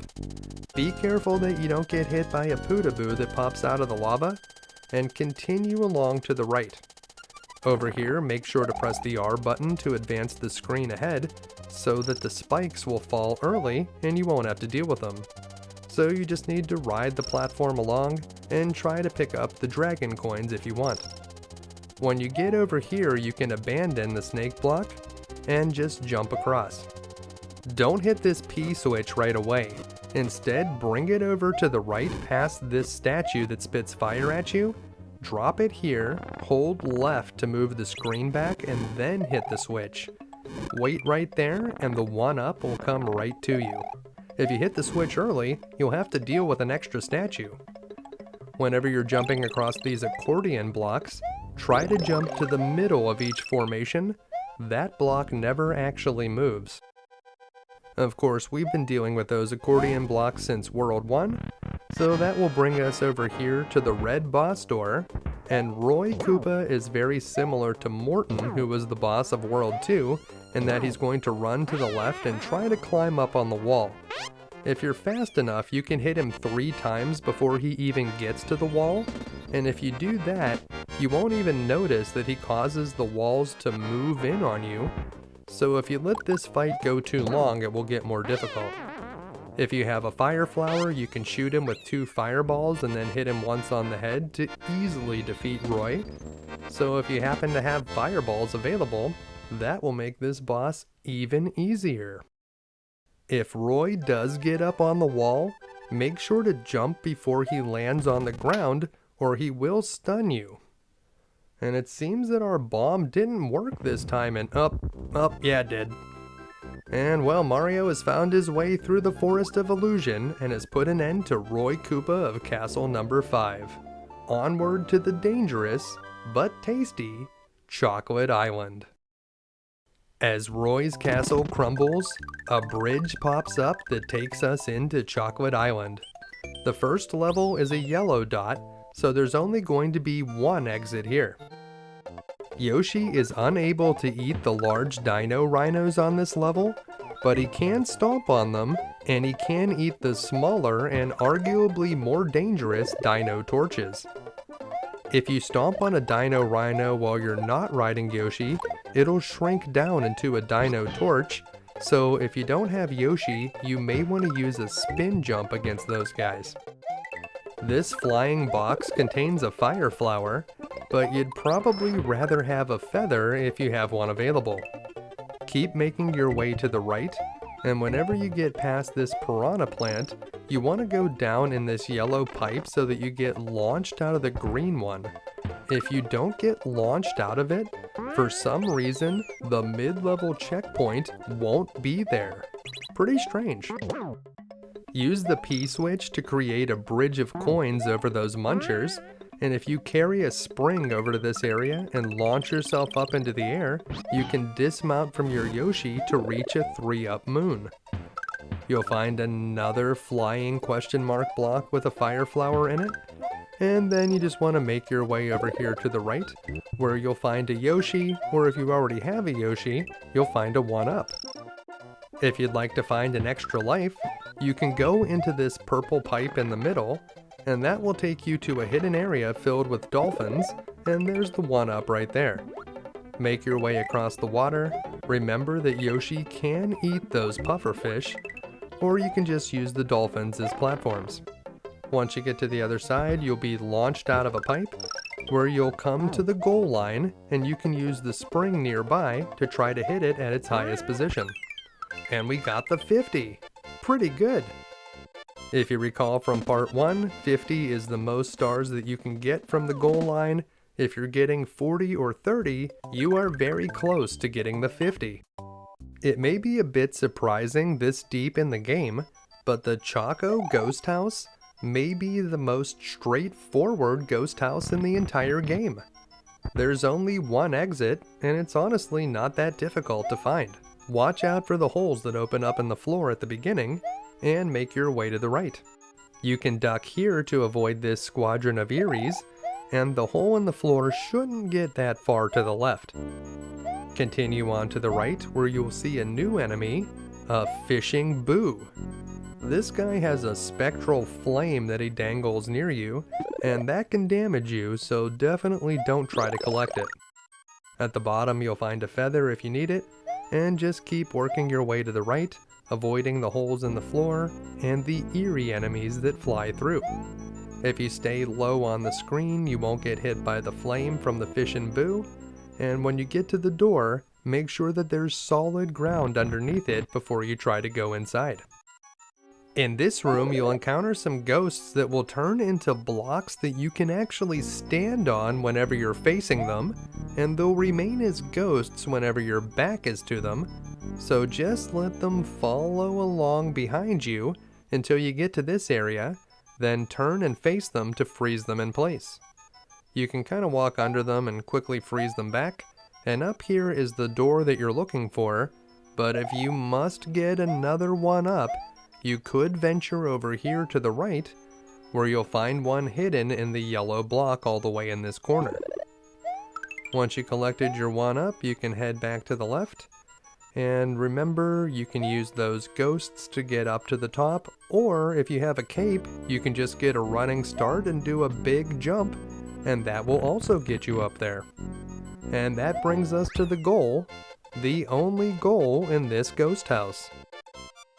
To be completely honest, having a ghost house with only one exit this deep in the game is actually kind of mean, because I'll bet a lot of players searched every inch of that ghost house for a second exit that just wasn't there. Chocolate Island 2, on the other hand, has a lot of exits, and this is one of the most unique levels in the entire game. In this first area, the number of coins that you collect before you go into the first green pipe determines where that pipe will take you. There are 3 different places that you can end up when you go through here, and because we collected fewer than 9 coins, we emerge in this area with a bunch of red Koopa Paratroopas, and I would say this is one of the least desirable areas to go through, so ideally you should be collecting more coins in that first part. When you go through your second green pipe in this level, where you come out at is determined by how much time was left on the timer, and it does not matter where you came out the first time. So because our timer had between 235 and 249 seconds left, we came out in this area with the Dino Rhinos, and the third green pipe will take you to the goal, and this one's determined by how many dragon coins you found. If you found 3 or fewer, you'll get this area where there's a bunch of Rexes. If you found 4 or more, you'll come out in a different area where you'll be able to get the 5th dragon coin. That exit takes us on to Chocolate Island 3, but let's go back into Chocolate Island 2 and try to do it a different way. If we collect more than 8 coins but fewer than 21 coins in this area, we'll be able to go to Area 2B. There's a lot of coins in that question mark block on the left side, and don't forget that Yoshi coins count. So we got the medium number of coins, and we're in Area 2B, and this area contains a bunch of Rex enemies. It also contains a fire flower and 1 dragon coin for us, so this is definitely better than Area 2A. When we get to the end of this section, the last time we went through the pipe with the medium amount of time left on the timer, so this time we're going to go through with fewer than 235 seconds left on the timer, and that's going to take us to Area 3C. 3C is one of the easier ones to go through. It contains a bunch of bubbles with mushrooms in them, and it does contain a dragon coin, and remember, if you get at least 4 dragon coins, you'll come out in a different area here. This is Area 4B. Now there's 2 P-switches here for reasons that I don't understand. You really only need one of them, but you will find the 5th dragon coin there, and if you haven't hit all of the switch palaces, you would definitely need the P-switches to cross over those coins. That exit may have seemed different, but it does not count as a different exit. So each level can only have a maximum of 2 exits that count, and whichever one of those goal line exits you pick counts the same as the other one. What we need to do instead is try to get through this as quickly as possible so that we can get to Area 3A, and that is where we are going to find the key and the keyhole so that we can go through the secret exit. This is Area 2C, which you'll find if you collect the maximum amount of coins in Area 1, and it's very easy to get through if you know how to use a cape.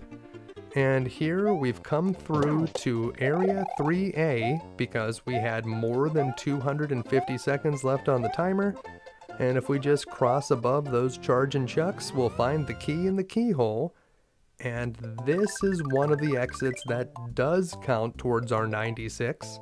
And it brings us up here where we'll find Chocolate Secret. Chocolate Secret is a fairly easy level, and it leads to a big shortcut across Chocolate Island.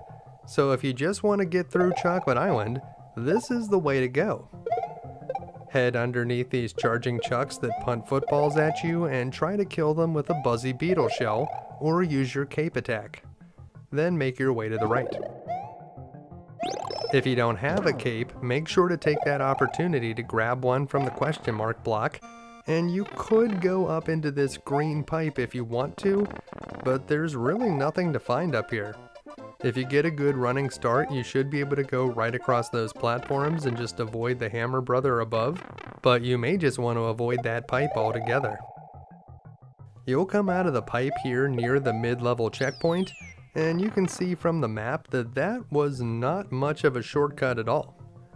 Once you go through the pipe, you'll come out in this downhill area, and you can just hold down on the control pad to slide through all of the enemies, and you'll even be able to just bounce over that pit of munchers just by holding down.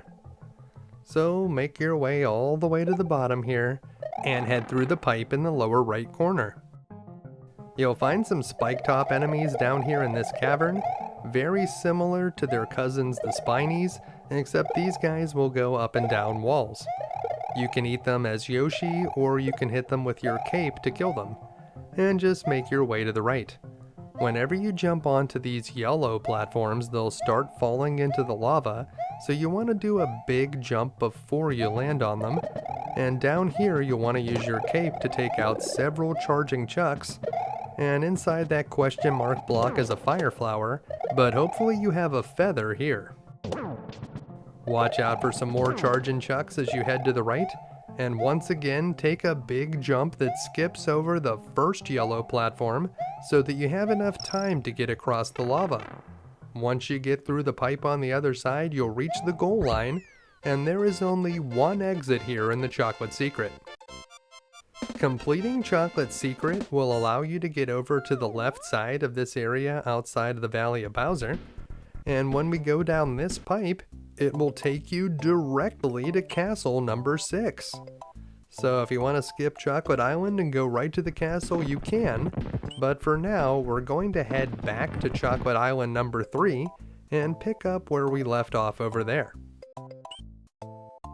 Before we go into Chocolate Island 3, it would be very helpful to have a Yoshi, but there is no Yoshi to be found in Chocolate Island 3, so we can head back to the Donut Plains in the top secret area to find a Yoshi and whatever other power-ups we might need. And then we'll just work our way back to Chocolate Island 3. You can get a Yoshi from anywhere, but make sure you have one before you go into this level. Chocolate Island 3 contains a lot of these moving platforms, but you can avoid many of them just by jumping on the unmoving block in the middle. As you make your way to the right, you'll find a blue Koopa Troopa, and if you eat him with Yoshi, he'll get the ability to fly. Now, we know from many of the other levels that we've played, if Yoshi is about to swallow the shell, you can land somewhere, hold down on the control pad and spit the shell out, and then you'll be able to just pick it up again. And if you go up through this pipe, you'll find a bonus room filled with coins.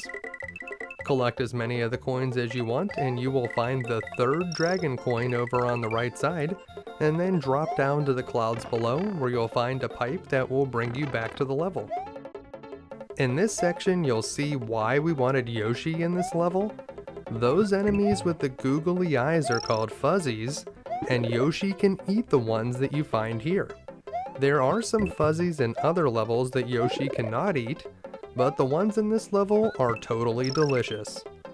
At the bottom, you'll find the 5th and final dragon coin, and if you've collected enough coins, you'll be able to get a 1-up from that star box. You can use the vine or eat a blue shell to fly up here, and that is the first goal here in Chocolate Island 3. Before we go to the second goal, there's a very easy trick that you can do here. Jump from this yellow box up to the goal and dismount from Yoshi to get a boost. You don't want the screen to advance upward before you hit the goal line, and if you do it correctly, you'll see a weird glitch occur as the screen fades out, and now the map will be very strange colors. This map glitch is very easy to do, and it will last until you go into a level or until you go into somewhere that causes the screen to fade down to black. So like a pipe, or if you go into Star Road, or if you enter Vanilla Dome, for example, that will cause things to go back to normal. I've heard that this trick can corrupt your save file.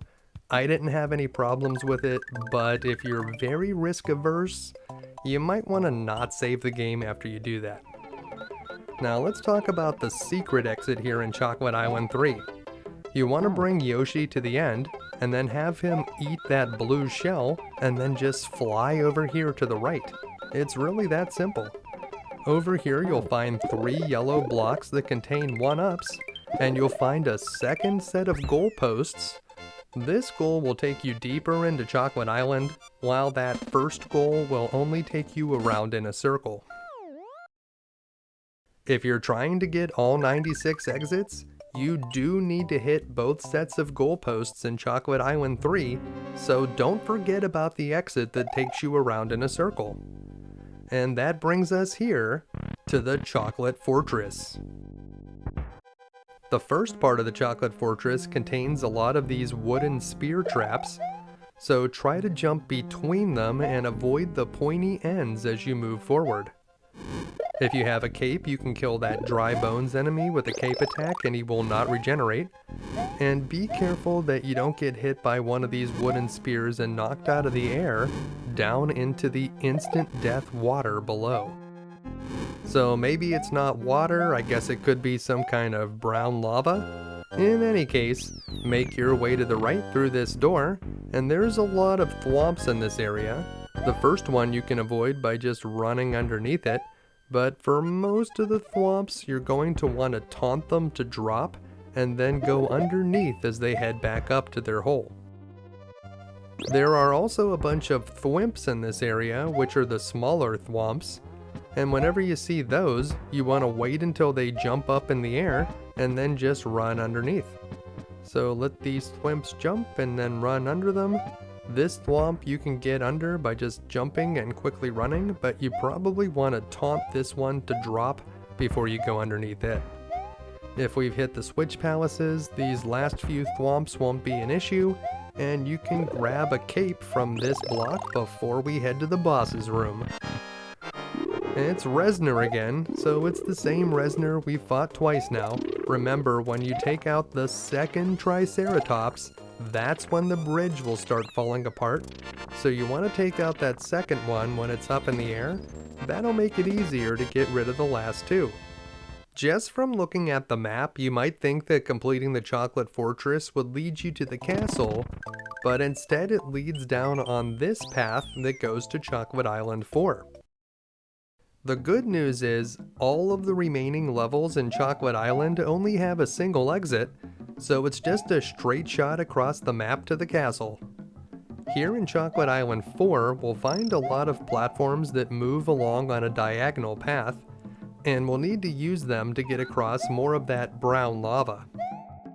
If you've been to the Blue Switch Palace, you'll be able to get a bunch of 1-ups over here on the right side, so just head over to the right and drop down to the bottom where you'll find a bunch of blue exclamation blocks that lead to those 1-ups.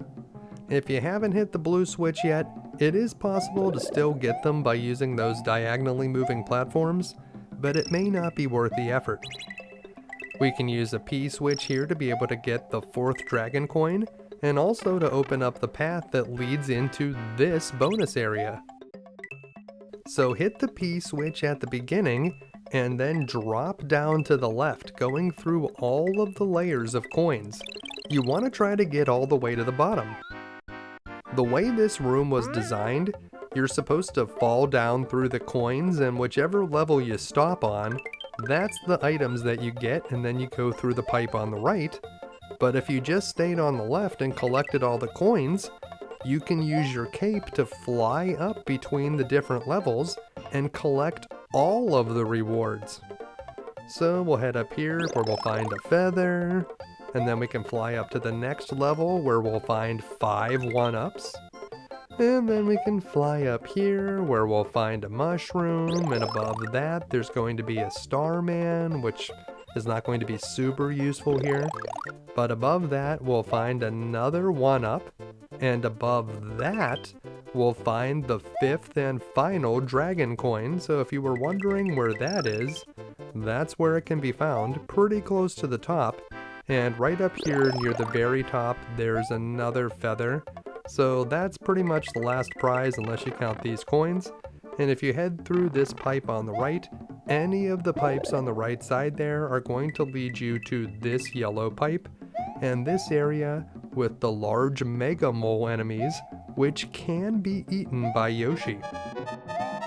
We're almost out of time, but we're also at the goal line, so we'll just pass through it and make our way to Chocolate Island number 5. Chocolate Island 5 is the next to last level in this world, and it's actually not that difficult. If you have a cape, you can get a running start at the beginning here and fly up to the top where you'll find a silver P switch, but you want to bring it down to the bottom where you can move the regular P switch off of that line of blocks and then hit them both at the same time. You definitely don't want to hit the regular P switch when it's on top of that line of blocks, or they'll turn into coins and you'll fall to your death.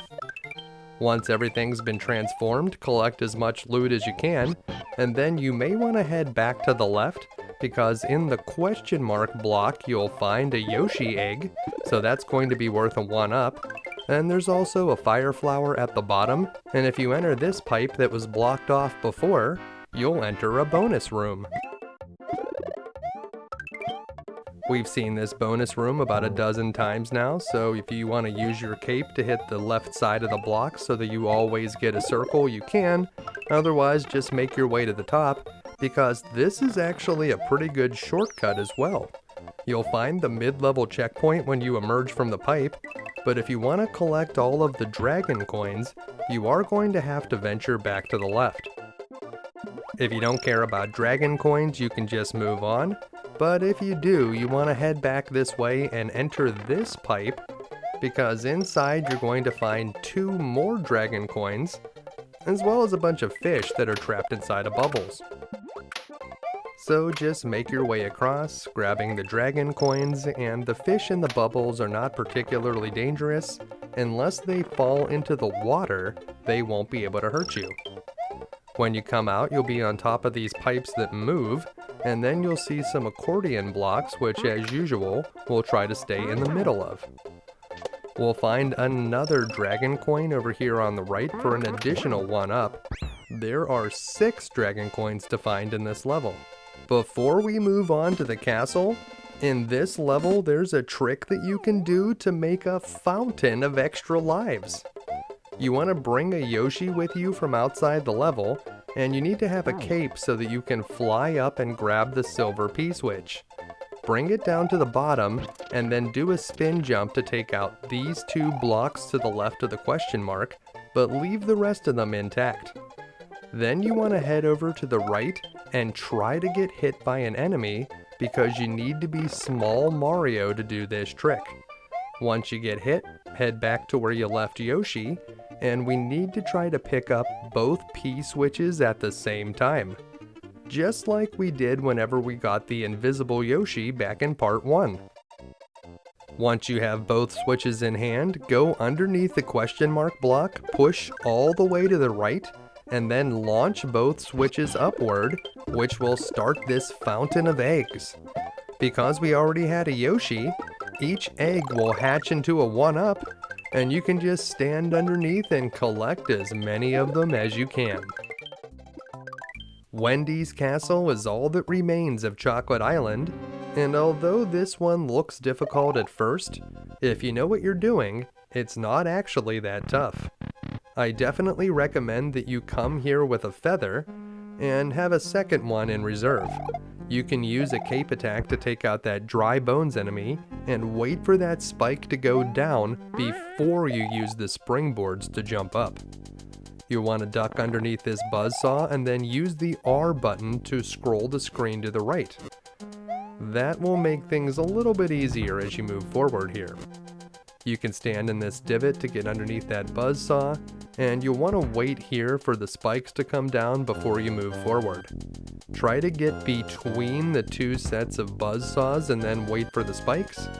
And after they start going up, you can start moving to the right again, and once you get under that ledge, the spikes will stop for now. Run under 2 buzzsaws and then jump up over the last one, and that will bring you to this area with the fast moving spikes. You mostly have to concern yourself with the one at the bottom. The 2 at the top are fairly easy to avoid. Once you hit the mid-level checkpoint, you'll come to this area where you'll have to deal with some hothead enemies, but they're fairly slow moving.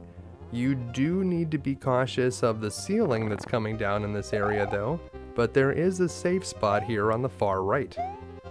The smaller spark enemies are a little bit faster, so you do need to be wary of those, and you can just take a big jump across to this blue block and avoid some of the moving platforms. You want to drop down to the platform below to get through this area and then jump up and across. Use your cape attack to take out the dry bones, and just head across in any way that you can. That will bring you to the red boss's door. Start out in the middle to try to avoid the fireballs. 3 Koopas will pop up, but 2 of them are imposters and only 1 is the real Wendy. try to jump onto the real one. Just like when we fought Lemmy in Vanilla Dome, you only need to hit her 3 times, but because all the pipes are on the same level here, I'd say that makes Wendy a little bit easier. Now that Wendy is taking a lava bath, it's time to get rid of her castle, and instead of using a bomb this time, we're just going to sweep it away with a big broom. And it's gone. Wendy Okupa in Castle Number 6 has sung her last song. Mario must meet the challenge that is now before him. There is a sunken ship that appears to be a gateway to the Valley of Bowser. And that's where we're going next. The path leads directly to the sunken ghost ship, and this is the only haunted area in the game where Yoshi can join you. At the beginning, you emerge from a pipe under the water, and you just want to make your way to the right. There are a few bullet bill cannons here, but as long as you just stay up at the top, you should be able to easily avoid them, and then just swim over to this yellow pipe. This room is a little bit more challenging. There are a ton of ghosts in here, so it is very helpful to have Yoshi, because if you get hit and you lose Yoshi, you just want to quickly jump back on him, and it'll be as if nothing ever happened. If you're small Mario and you're riding Yoshi, you can actually just run along the bottom, and you should be able to avoid most of the ghosts down there. If you're not small Mario, just try to stay as close to the middle as you can. It seems like there are the fewest amount of ghosts there. And do your best to avoid getting hit, but it's pretty difficult to do. Usually I just rely on Yoshi to get me through here. If you take a few hits but you get back on your Yoshi, you should be fine. A couple circles of ghosts guard the pipe here at the end. Wait for the opening, and then make your way down inside. And that leads you to this large open freefall. If you have a cape and you're interested in collecting all of the dragon coins, I certainly recommend that you slow your descent. Float down on the right side to collect the first 2 dragon coins, but then make your way back to the left to get the 3rd one. Watch out for enemies as you're floating downwards. If you're slowing your descent, your Starman will probably run out. And after you collect the 3rd dragon coin, try to stay in the middle, because you'll find a platform that has a question mark block, and inside of it you'll find another star. The 4th dragon coin is slightly to the left of the platform with the star, and the 5th one is a bit to the right after the first field of coins. Try to collect as many coins as you can, and if you can hit a bunch of enemies while you're invincible, you may be able to gain some extra lives. You may also find a 1-up or 2 down in the water below, but once you reach the bottom, you just want to swim up to this formation and touch the green orb to finish the level. This is the only level in the game that you naturally finish with a green orb. And before we leave the sunken ghost ship, there is a very easy 1-up trick that you can do here. So you just want to make your way to this corner created by these 2 wooden boxes, and just keep swimming up against that corner. The cannon on the left will keep firing bullets that will hit right on Mario's feet, and you'll get more and more points each time, until eventually you start gaining 1-ups. Make sure that you don't touch the ground, or you'll have to start gaining the points over again.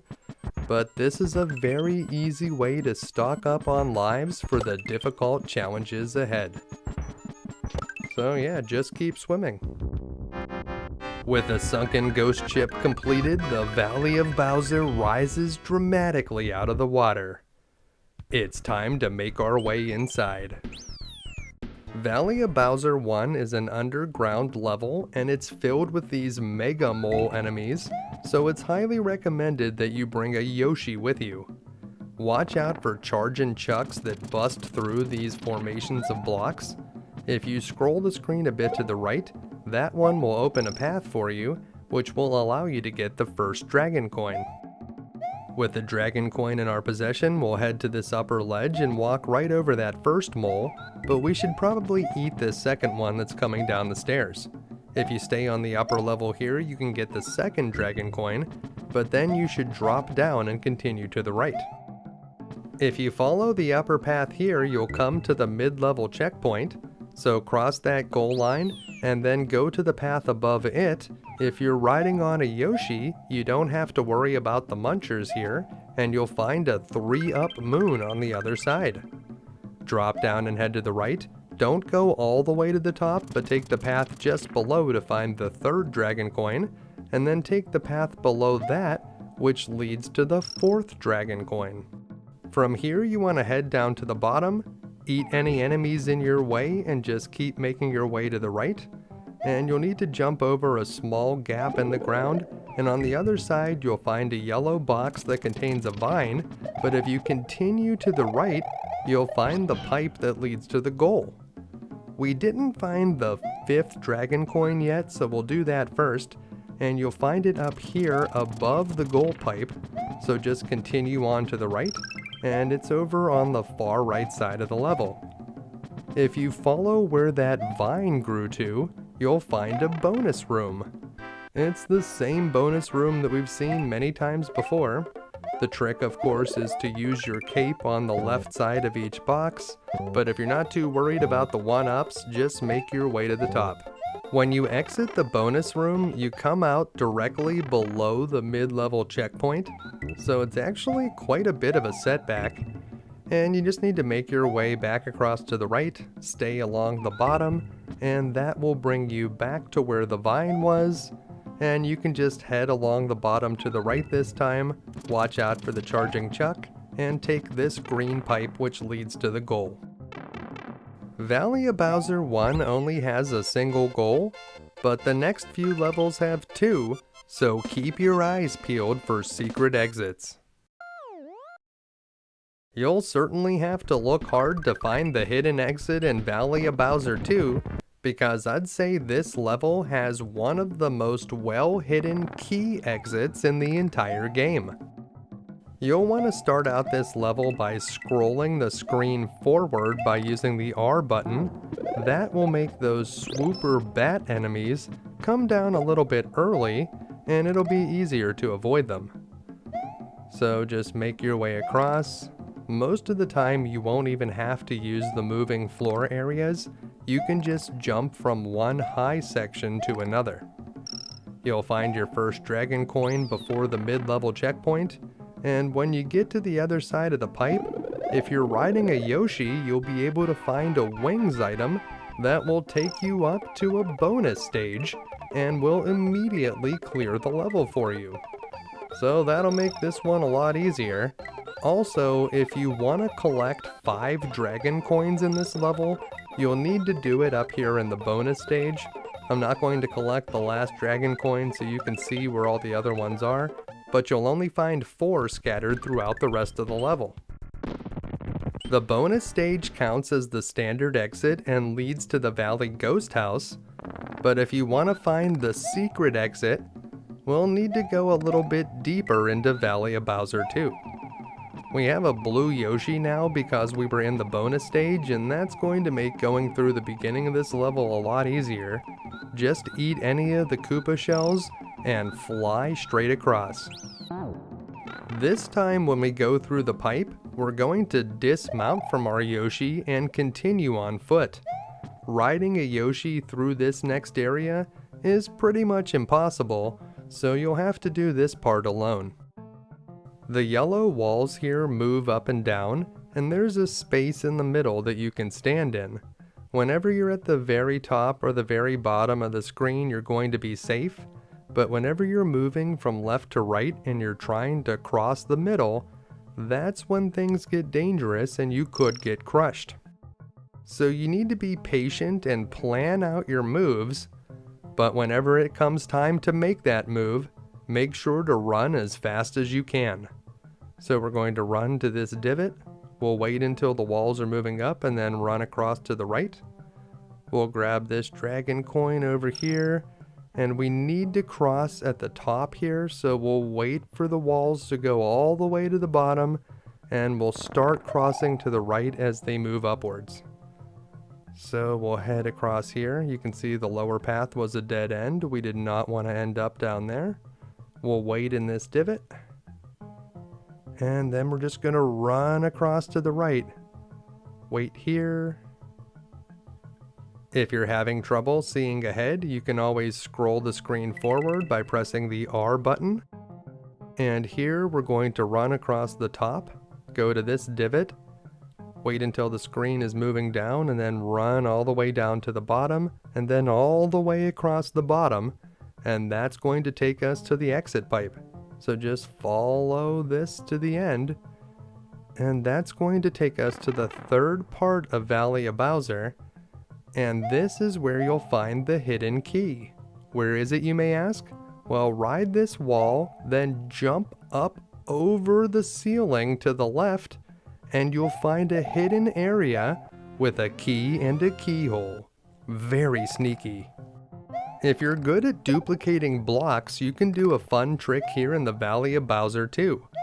Bring a green shell with you through the pipe after the mid-level checkpoint, and we're going to punt it upwards into the left side of this question mark block, and if you hit it in the right spot, you can make a block appear with a key inside. So that's the spot where you want to punt the shell upwards. If you did it correctly, you'll make a hidden key appear, and you should not be able to have a key in this section of the level. Why is that cool, you may ask? Well, if you bring it over here to this area where the walls are moving up and down, you can toss the key and then crouch on top of it, and if you crouch on the right side of the key, it's possible to get pushed through the yellow wall, and you'll be able to walk inside of it. This is definitely a risky trick to try. If you don't do it correctly, you can get crushed by the wall and you'll die, so keep that in mind whenever you're attempting this trick. I don't think that this will actually make this level easier, but it could make it a little bit faster to get through. The key exit here leads us to the Valley Fortress, but we're not going to go there just yet, and instead we're going to go to the Valley Ghost House next. This is the game's final ghost house, and it's certainly a mysterious one. There are 2 exits to find here, and at the beginning, you want to make your way to the right while trying to avoid the large green bubbles. You can do a spin jump and land on the bubbles, but they're not that hard to avoid otherwise. And once you get through the door on the right side, it looks like there's nowhere to go here, but once you hit this P switch, suddenly a bunch of question mark blocks will appear, but they'll only be there temporarily, so make your way to the left or the right as quickly as you can. If you head to the left, you'll find a door that leads to this room that contains a control coin block, but you don't actually want to access this room from that side. So remember what this room looks like. We will be coming back here later, but for now you want to exit through the door, which will lead you back to the area with the P switch, and we're going to run to the right this time. Don't waste any time moving to the right because you need to run fast to clear all these coins and get the 1-up at the far end. To reach the goal, you want to go through the next to last door or the one before it. Either of them will lead you here, and this is the first goal in the Valley Ghost House, but there is a hidden one as well.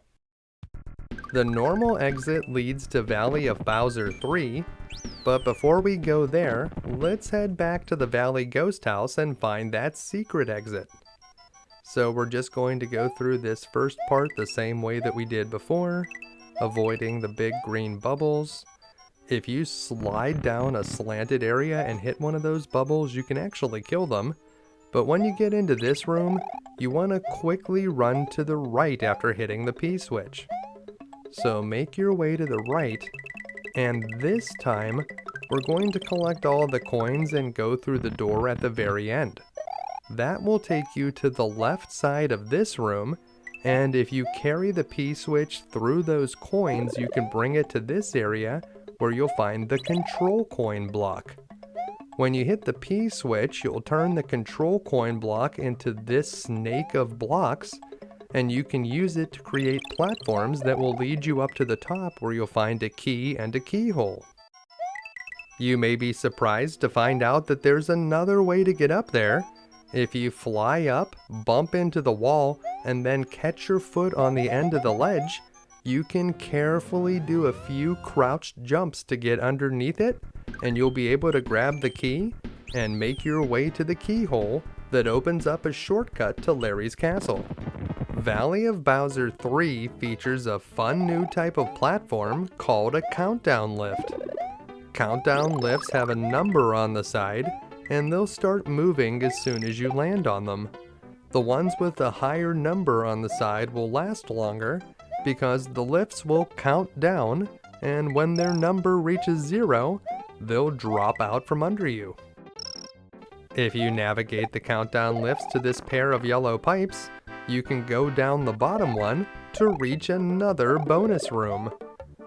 And we'll try to get all the 1-ups this time. Remember, you want to hit the left side of each box with your cape.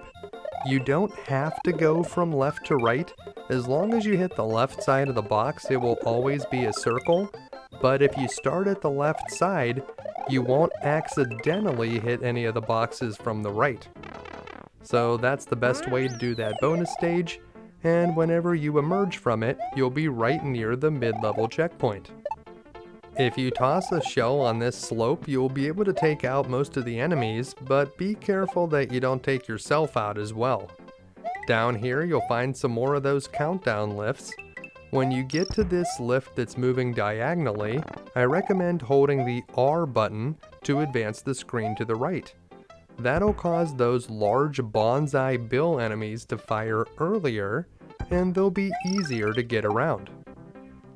Take this countdown lift to the top and you'll be able to get a 1-up, and you can even jump from there to the goal line and hopefully cross it at its highest point.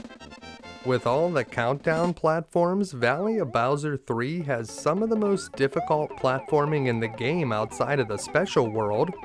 So if you're struggling with this level, just go up to Star Road, bring back a blue Yoshi, and eat the first Koopa that you see, which will allow you to fly all the way to the mid-level checkpoint. When you get here, hit the checkpoint and then eat the next Koopa that you see, and that one should let you fly all the way to the goal line. Just stay up above the screen and none of the enemies will be able to get you. You won't be able to collect any of the coins or the loot that you see below, but who cares about any of that? Just make your way to the goal and you'll be able to finish this level no problem. There are certainly some challenging levels in this game, but if you're allowed to bring a blue Yoshi, you can beat anything. And that brings us to Valley of Bowser number 4. This is another underground level, and in here you'll meet some charging chucks that will launch rocks at you, so be careful of them as you make your way to the right. Whenever you land on these platforms, they'll immediately sink into the lava, so don't linger on them for very long, and if you go down into this green pipe, you'll come out in an icy area that contains a single question mark block where you can find a cape. I recommend that you stay down in the water and just kill the Cheep Cheeps with your cape, or just avoid that area altogether. You'll come back out on the left side of the lava pit and you'll need to cross over again. If you have a Yoshi, you may want to dump him in the lava because you need to climb up this vine, and at the top, you'll be able to get a new Yoshi. If you dismount from Yoshi and land on his back while you're still spinning, you'll be able to crush down through these blocks, and if you stay on the right side, you can grab onto this ledge where you'll be able to release a 1-up. To collect this 1-up, I recommend going over here to the right, and then go back to the left, where you'll find that one of the platforms in the lava had respawned. That's the easiest way to collect that 1-up, instead of trying to catch it in midair as it falls. If you want to do the secret exit in this level, you're going to need Yoshi, so make sure that you don't lose him here in the final stretch. Just keep working your way to the right, and if you can make it to the end with Yoshi, I recommend doing the key exit first. If you don't have Yoshi with you, just do the normal exit, and then come back here again, but make sure that you have Yoshi the second time. You'll need to grab the key through the wall using Yoshi's tongue, and that will take you up here to Star Road. This is the final connection to Star Road in the game, and you can also go to the final level from here. Before we do that, we'll head back into Valley of Bowser 4, and this time when we go to the end, instead of picking up the key, we're just going to cross the goal line normally. Remember, you need to do both exits to get all 96. And we can just wait here until the goal line reaches the top, and we got 40 bonus stars this time. Not too shabby. Valley of Bowser 4 was the last level in the game that had multiple exits that count towards the 96. So from here, every remaining level only has one exit. The Valley Fortress is the last of the game's 4 fortresses, and this one is nasty. There are a lot of very fast moving spikes in here, so keep that run button held down. There's some spikes here at the beginning, and you may be thinking, those spikes weren't terribly fast, and they're not. Those ones are just there to get you ready for the ones that you'll encounter later. In this section, you want to use the R button to scroll the screen forward so that the spikes will drop out of the ceiling sooner. And we'll have to quickly jump under these large spikes whenever they're going back up into the ceiling, so don't linger under them for very long. You'll need to quickly jump across 3 platforms here, so wait until the spikes start moving up and then quickly hop to the other side. Use your cape attack to take out the undead enemies in this area, and here are the faster spikes. Watch for their pattern, quickly run underneath them and go to the middle of each platform, waiting for them to retract upwards, and don't run into the one at the very end before the red door. Beyond the red door is the game's final Reznor. Just like all of the other ones, whenever you take out the second Triceratops, the bridge below will start to break apart, so make sure to hit that second one when it's way up in the air. That'll make it easier to take out the third and the fourth one. Completing the Valley Fortress will take you to the back door of Bowser's Castle, and by going in through the back door, you'll be able to skip most of the final level. We're not going to head in there right now. Instead, we're going to make our way to Larry's Castle. Larry's is the final Koopaling castle in the game, and much like Roy's castle back in the Forest of Illusion, this one involves us riding on a snake block platform as we avoid some obstacles.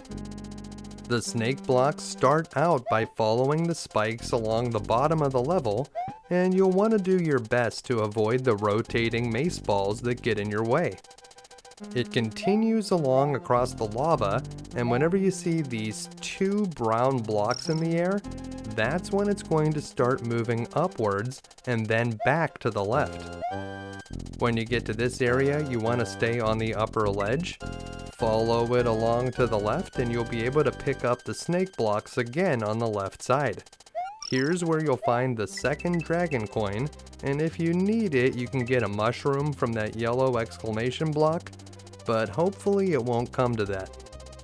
As the snake blocks double back to the right, they'll eventually start moving downwards again, at which point you can wait here near this mace ball, or you can just ride them down to the bottom until they start moving upwards again, and then you do need to follow them up or you'll get left behind. You'll find the third dragon coin here, and if you want the fourth and fifth one, don't go in the first door. Instead, ride the snake blocks down here to the bottom, where you'll find a mid-level checkpoint, 2 dragon coins, and a mushroom. The second half of this castle is absolutely infested with magic Koopas. If you have a cape, you can spin attack through these walls of yellow rotating blocks, But if you don't have a cape, you're going to need to get some assistance from the Magic Koopas to get through. When you come to the end of this area, you're going to cross over a bunch of yellow blocks. Make sure to kill the Magic Koopa before you start crossing them, or they may open up some gaps in the road, and you certainly don't want that. Use your cape to take out that dry bones, and when you get down here, you're almost to the end. Carefully make your way to the red door, and if you need it, you can find a feather in the green exclamation block before the boss. The easiest way to defeat Larry is to just wait until the platform starts to dip down to the right, and then just quickly stomp on his head twice, and he should go flying off the right side. Now, if you're good at flying with a cape, you can get a running start at the beginning of this level, and you can fairly easily just fly through the whole thing. Yeah, that makes the first part of Larry's castle a breeze. Larry's castle is not as heavy as it looks, so let's just pick that up and get it on out of here. Mario has defeated Larry Koopa in castle number 7. All that is left is Bowser's castle where Princess Toadstool was being held. Can Mario rescue her and restore peace to Dinosaur Land? Well, it's not exactly the only thing left. It's the only thing left here in this world, but what about the special world in the middle of Star Road? Before we go to the final castle, let's head up to Star Road and take on some of the most difficult levels in the game. The first level up here in the special world is called Gnarly, and this one is a very vertical type level. You'll be climbing a lot of vines here, and of course Yoshi can't climb vines, so if you're riding a Yoshi, you may want to try to grab this blue shell through the wall at the very beginning. As we know, the blue shell allows Yoshi to fly, and as long as you don't let him swallow it, it should be very easy to get through the first part of this level. Your goal in this level is to get up and over the wall in the middle so that you can get to the pipe in the lower right corner. Before you do that, you may want to fly up to the upper left corner where you'll find a 1-up, and once you get over the wall in the middle, well, there's a couple things to find over here on the right side, including a 1-up that you'll find just by drifting down to the left of those note blocks. When you get to the bottom on the right side, you'll find the pipe that leads deeper into the level, but there's another way that you can go that will take you through a hidden area first. So we're going to fly back up over the wall and head over to the left where we'll find a yellow block that contains a P switch. So release that P switch, and then you want to carry it back to the top of the level, so use these note blocks to get back to the top. So just keep bouncing up, carrying the P switch with you, and once you get all the way to the top, you're going to spit out that P switch, hit it, and then jump all the way to the right. As you drop down, you'll land on a question mark block in front of a pipe, and that will allow you to go through the pipe, and if you make a run to the right, you'll get 3 extra lives.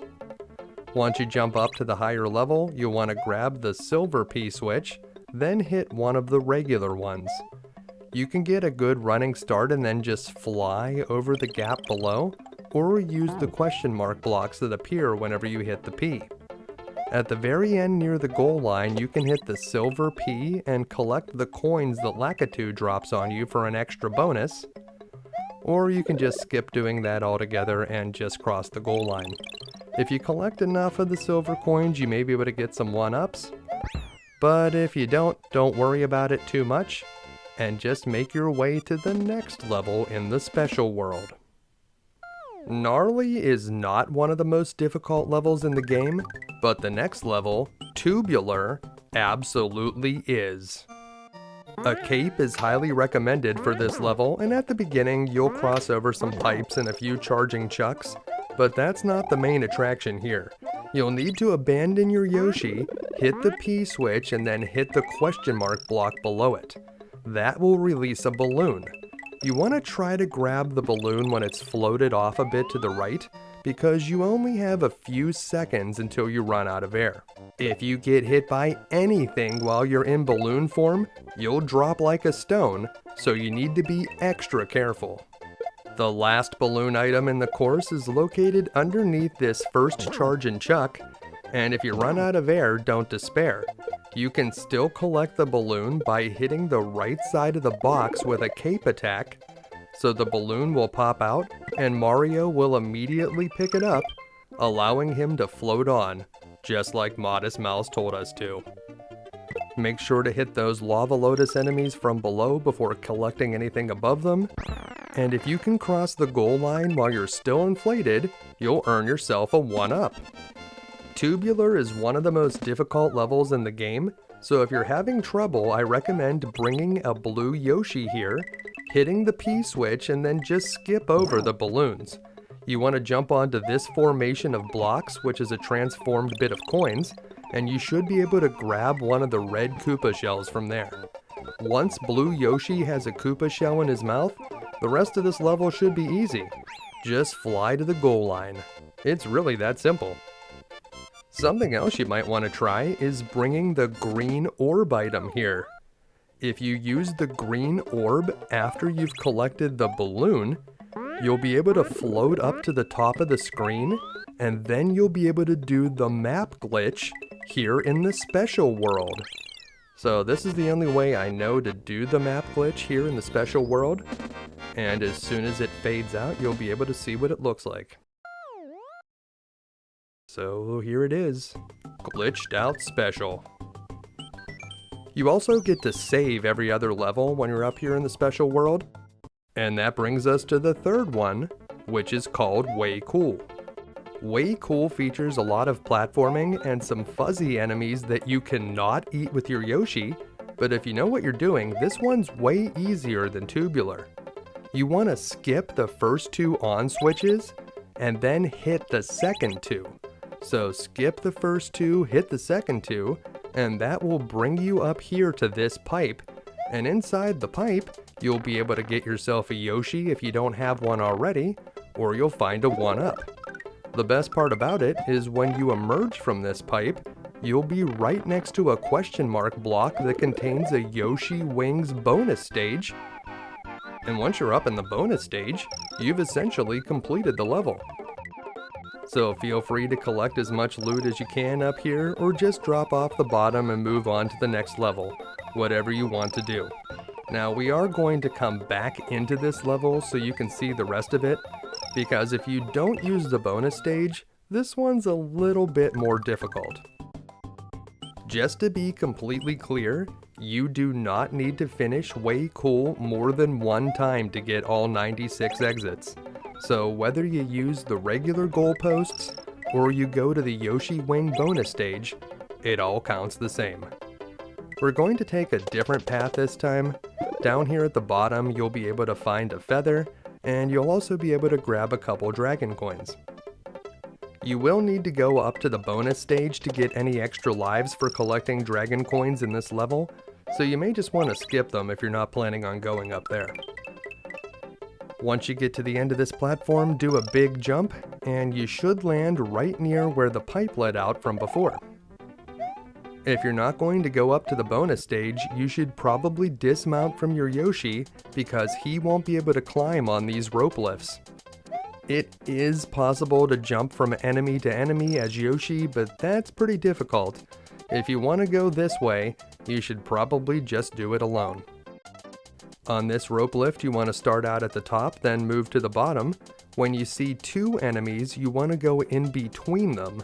It's easier than it looks.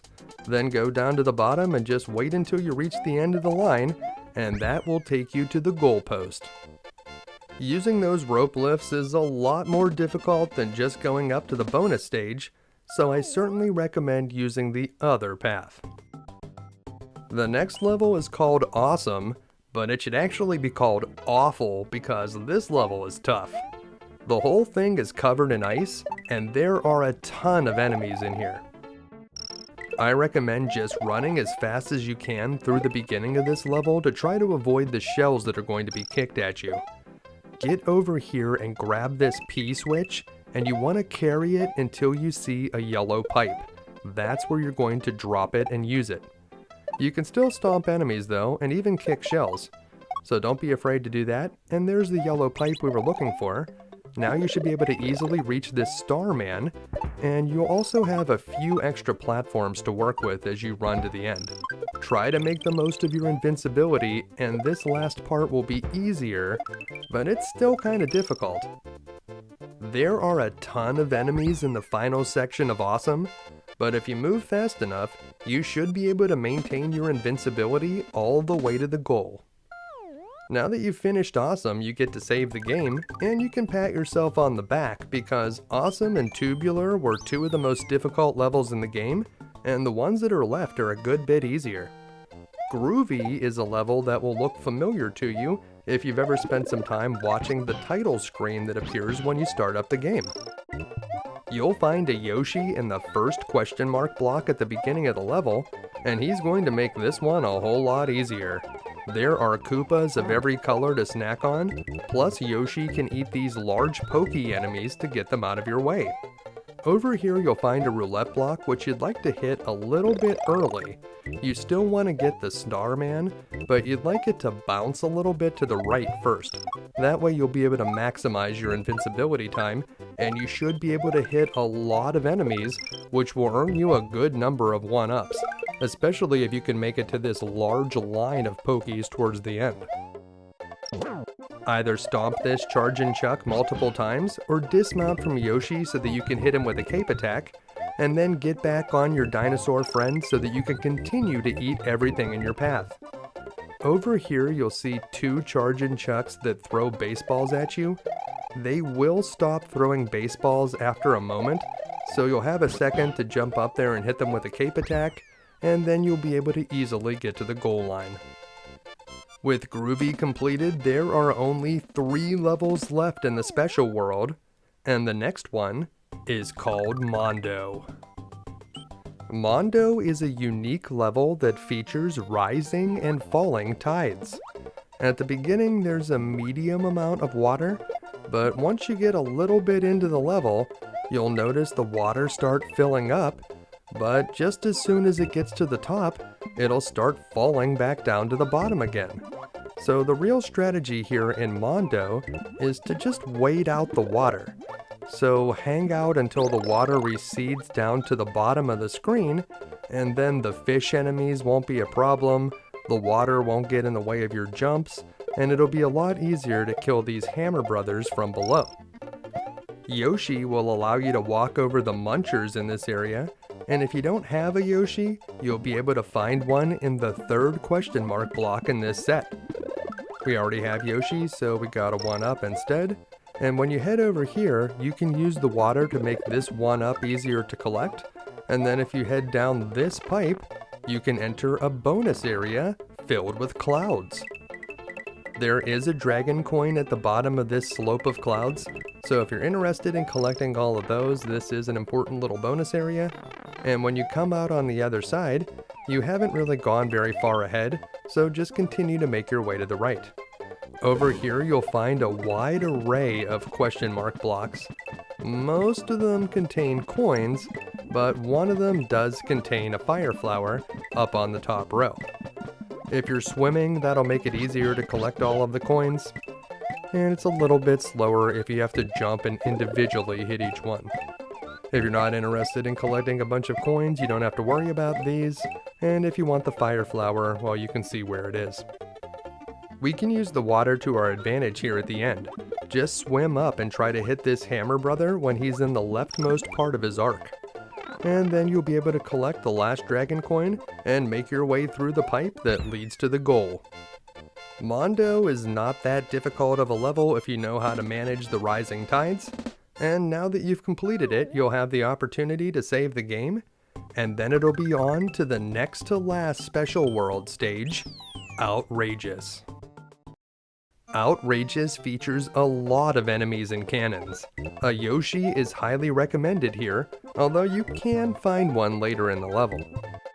If you're good with the cape, you may want to get a running start at the beginning and just fly over a lot of these early hazards, but you will miss out on some of the loot below, like one of the dragon coins.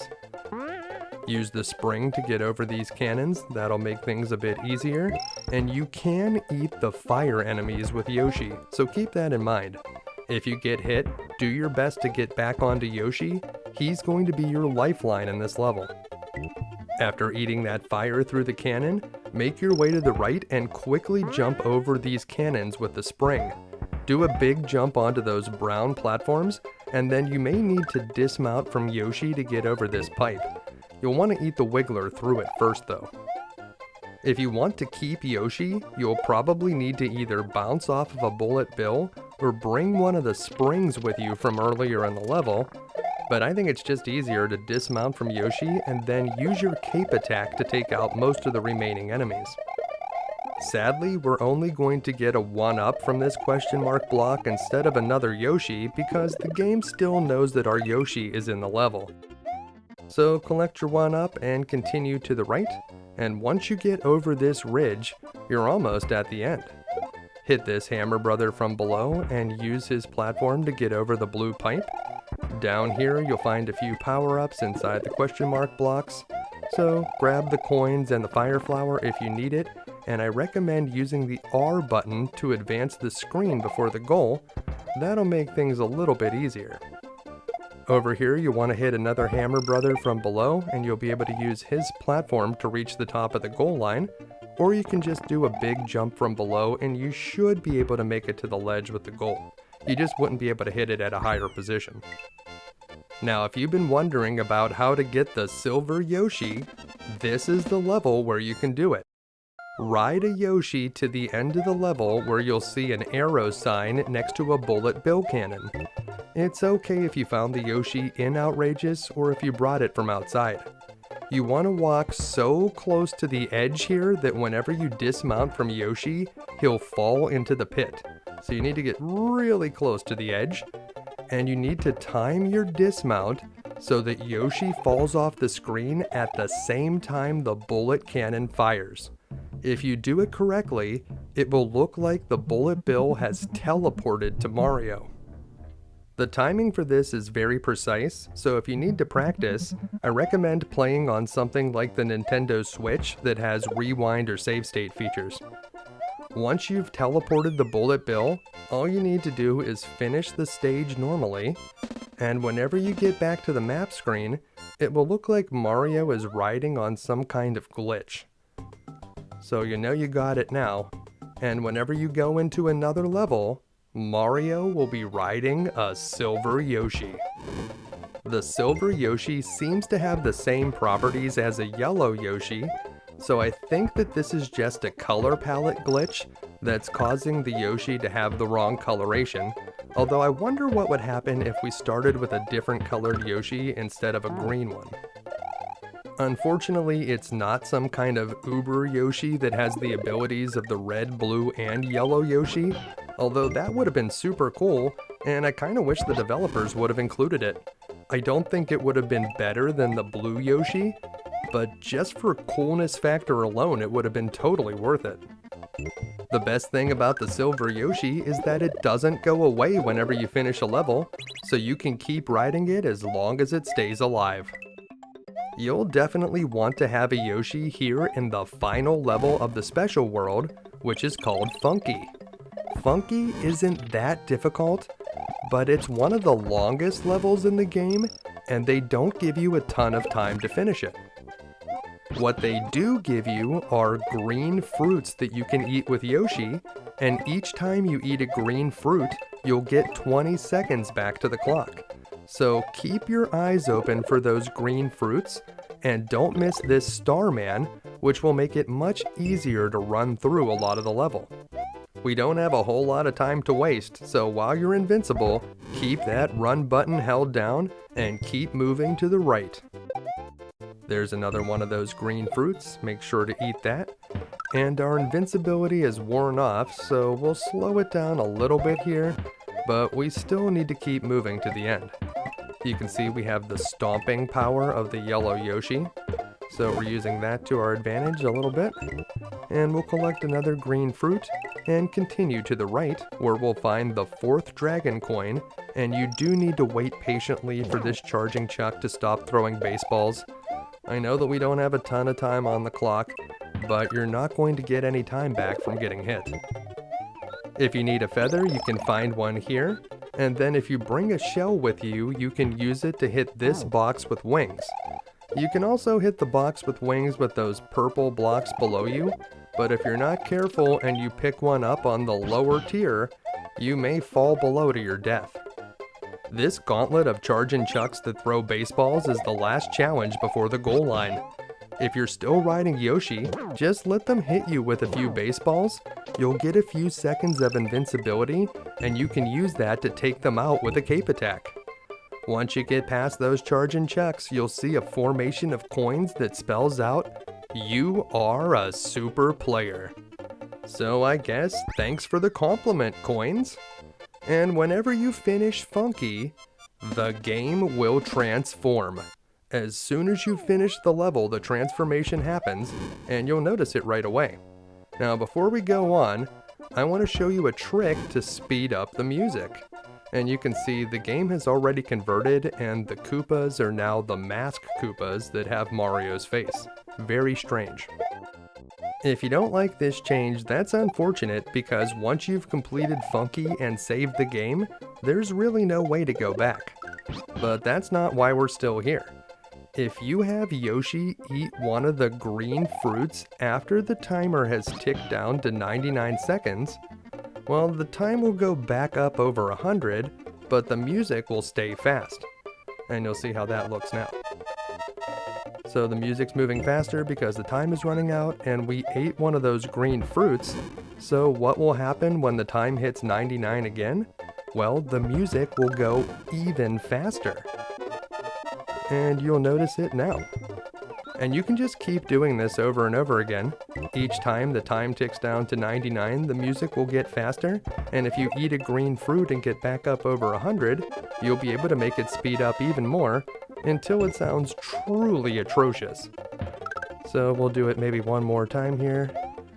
Whenever we hit 99, you'll be able to hear even faster music. And there's only so many of these items in this level, but you can really get the music going fast if you collect enough of them. After completing Funky, you'll have the opportunity to save your game, and you'll open up a Star Road terminal that will take you back to World 1. Before we leave the special area, if you wait here on the map screen long enough, you'll be able to hear some special music. So you may have to wait a couple minutes to hear this, but you'll be able to hear a remixed version of the original Super Mario Bros. Theme song if you just wait here in the special world long enough. The original Super Mario Bros. Theme sounds great reimagined using the Super Nintendo's hardware, so you may want to take a moment to enjoy it before leaving the special world behind. And once you're done, feel free to use Star Road, and we'll head back to World 1, but you'll notice that everything looks a little bit different now. The map looks very different in this color palette, but when you go inside the levels, the changes are a bit more subtle. The biggest change are the Koopas that now look like Mario, although there are a couple other differences. The piranha plants are now pumpkin piranha plants, and the bullet bills turn into Pidgeot bills. I also noticed that some of the enemy placements were different, but that's the kind of thing that is very difficult to notice unless you are extremely familiar with these levels. The Forest of Illusion now has an autumn theme, and when we come down here to Chocolate Island, it's green, which makes me want to call it Mint Chocolate Island. As we head up past the Sunken ghost ship, we can go inside the Valley of Bowser, which is now also very brown looking. And when we go up to Star World, yep, that's brown too. It's like chocolate Star World. The special world doesn't look different at all, so this looks the same as it did before. But if you want to see those changed bullet bill enemies, a good place to do that would be Outrageous. So we'll pop into there very quickly, and if we head to the right, we should be able to find a cannon, and you'll be able to see the Pidgeot bills. These are modeled after the Pidgeot enemies from Super Mario Bros. 2. And that's going to conclude our short tour of the changed map. So that is your reward for completing the special world. Everything is a little bit different now. And the only thing left to do is complete Bowser's Castle and rescue the princess. So we're going to head down here to this Star Road. You could go to the back door. That is much easier than going to the front door. But if you want to know how to beat the levels in the front door, I'm going to show you that. So we'll take the harder path.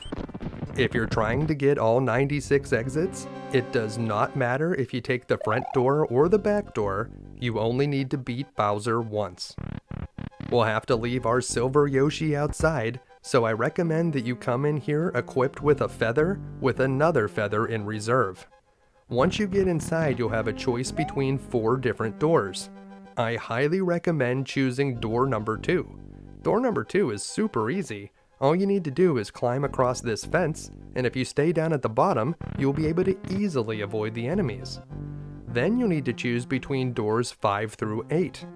If you've hit the red and blue switch palaces, I think that door number 7 may be the easiest one. A lot of the enemies will be up in the air out of your way because of those exclamation blocks, and you should be able to get through pretty easily. And that will bring you to the last section. Before we go on to the last section, let's talk about the other doors. Door number 1 is an auto-scroller. If you've hit all 4 switch palaces, door number 1 is not that difficult, but it's also very slow, and there's a lot of Pootaboos bouncing out of the lava in here, so I can't recommend this one. Door number 3 is probably the longest of the 4 doors, and it's a bit of a maze. You can jump up through some of the walls like these ones over here on the left with the large diamond patterns, and you'll find a 1-up in the upper left corner. There's also a bunch of Mecha Koopas up here. You can stomp on them and then carry them to use them as weapons. Do not try to attack Mecha Koopas with your cape. It won't work. And if you need a cape, there's one hidden in the upper right. So door number 3 is not a bad choice if you need a feather. And if you'd like to try door number 4, this one looks difficult, but if you have a cape, you can get a running start at the beginning and just do a big jump over this wall. You'll then be able to easily collect this 1-up and get another running start to do a big jump to the door. So if you know how to use a cape, door number 4 is not that bad. I had recommended door number 7, but door number 5 is also a good choice. You want to wait right in front of these spikes until you can start running forward. Make sure to start running as soon as possible, because if you mistime it, you'll get hit by the last spike, but you'll still be able to get through there pretty fast. I cannot recommend door number 6. Door number 6 is the most difficult one of the 8 doors. Door number 6 features a short swimming course, and there is a feather to find in here, so those are all good things. But at the very end, there are a ton of obstacles to avoid, and it is very difficult to get through here without taking a hit. So it is way easier to go through door number 7 or door number 5, and I would just avoid door number 6. If you have to go, you need to wait patiently here, swim up past this mace ball, duck here, and then quickly move on to the left. That's the only way I was able to find to get through that part unscathed. And that just leaves door number 8, which is filled with charging chucks. If you have a cape, you can attack them with your cape attacks, and that's the best way to get rid of these guys. If you don't have a cape, you can find one in this green exclamation block, assuming that you've hit the green switch palace. So just use your spin attacks to get through if you want to do door number 8, but I still recommend using door number 2 and then either 7 or 5. When you get here, this is the last section of the castle. You don't have any options on this part, and this is where you would start if you took the back door. Make sure to turn on the light by hitting the question mark block at the beginning. That'll make it a bit easier to see here. and make sure that you stomp on the Mecha Koopa enemies and don't try to attack them with your cape. When you get to the red boss door, it'll be finally time to face Bowser. This is it, the final boss. Bowser has 3 forms, and he's a lot more difficult in this game than he was back in Super Mario Bros. 3. The first form is very easy to beat. Just wait over here on the left. Bowser will fly around in an arc-like pattern, and eventually he'll drop 2 Mecha Koopas. Stomp a Mecha Koopa, pick it up, and wait over here on the left side. As Bowser flies across the middle of the screen from the right, that's when you want to launch the Mecha Koopa upwards, and you'll hit him right in the face. Once you hit him twice, he'll fly away, and then some fireballs will fall from the sky. Watch where the fireballs start falling from and head in that general direction. The fireballs should fade away in time for you to walk over them. The princess will show up and offer you a mushroom, but if you have a better item in reserve, you'll want to avoid it. For his second form, Bowser will drop bowling balls out of the clown car. Be ready for this, and you're going to use your spin jumps to get over them. If your spin jump lands on top of the bowling ball, you won't take damage. Just be careful that you don't go spinning into Bowser. Eventually, he'll drop 2 Mecha Koopas again. We're going to throw those up in the air to hit him, but this time you want to wait over on the left or the right side, and when Bowser gets nearby, you want to jump up into the air and then launch the Mecha Koopa upwards. So jump first and launch the Mecha Koopa while you're in mid-air. That will give it enough height to hit the boss. After 2 hits, Bowser will fly away again and the fireballs will drop. Do the same thing you did before and head in the direction of the fireballs, and don't forget that you can use your spin jumps. If you land on a fireball with a spin jump, you'll be safe. For his final form, Bowser will try to bounce on top of you, but if you just keep moving left and right, you'll run under him each time, and eventually he'll drop the Mecha Koopas again. Quickly pick them up and don't forget to jump before launching them straight up into the air. Once you hit him 2 more times, that will be the end of Bowser. He'll drop the princess and go spinning off into the distance. And that's it. We've done it. We've beaten Super Mario World. All we can do now is sit back, relax, and enjoy the cheesy ending. Mario's adventure is over. Mario, the princess, Yoshi, and his friends are going to take a vacation. It's time for some fireworks. It was nice of Bowser to have this whole fireworks display set up for us.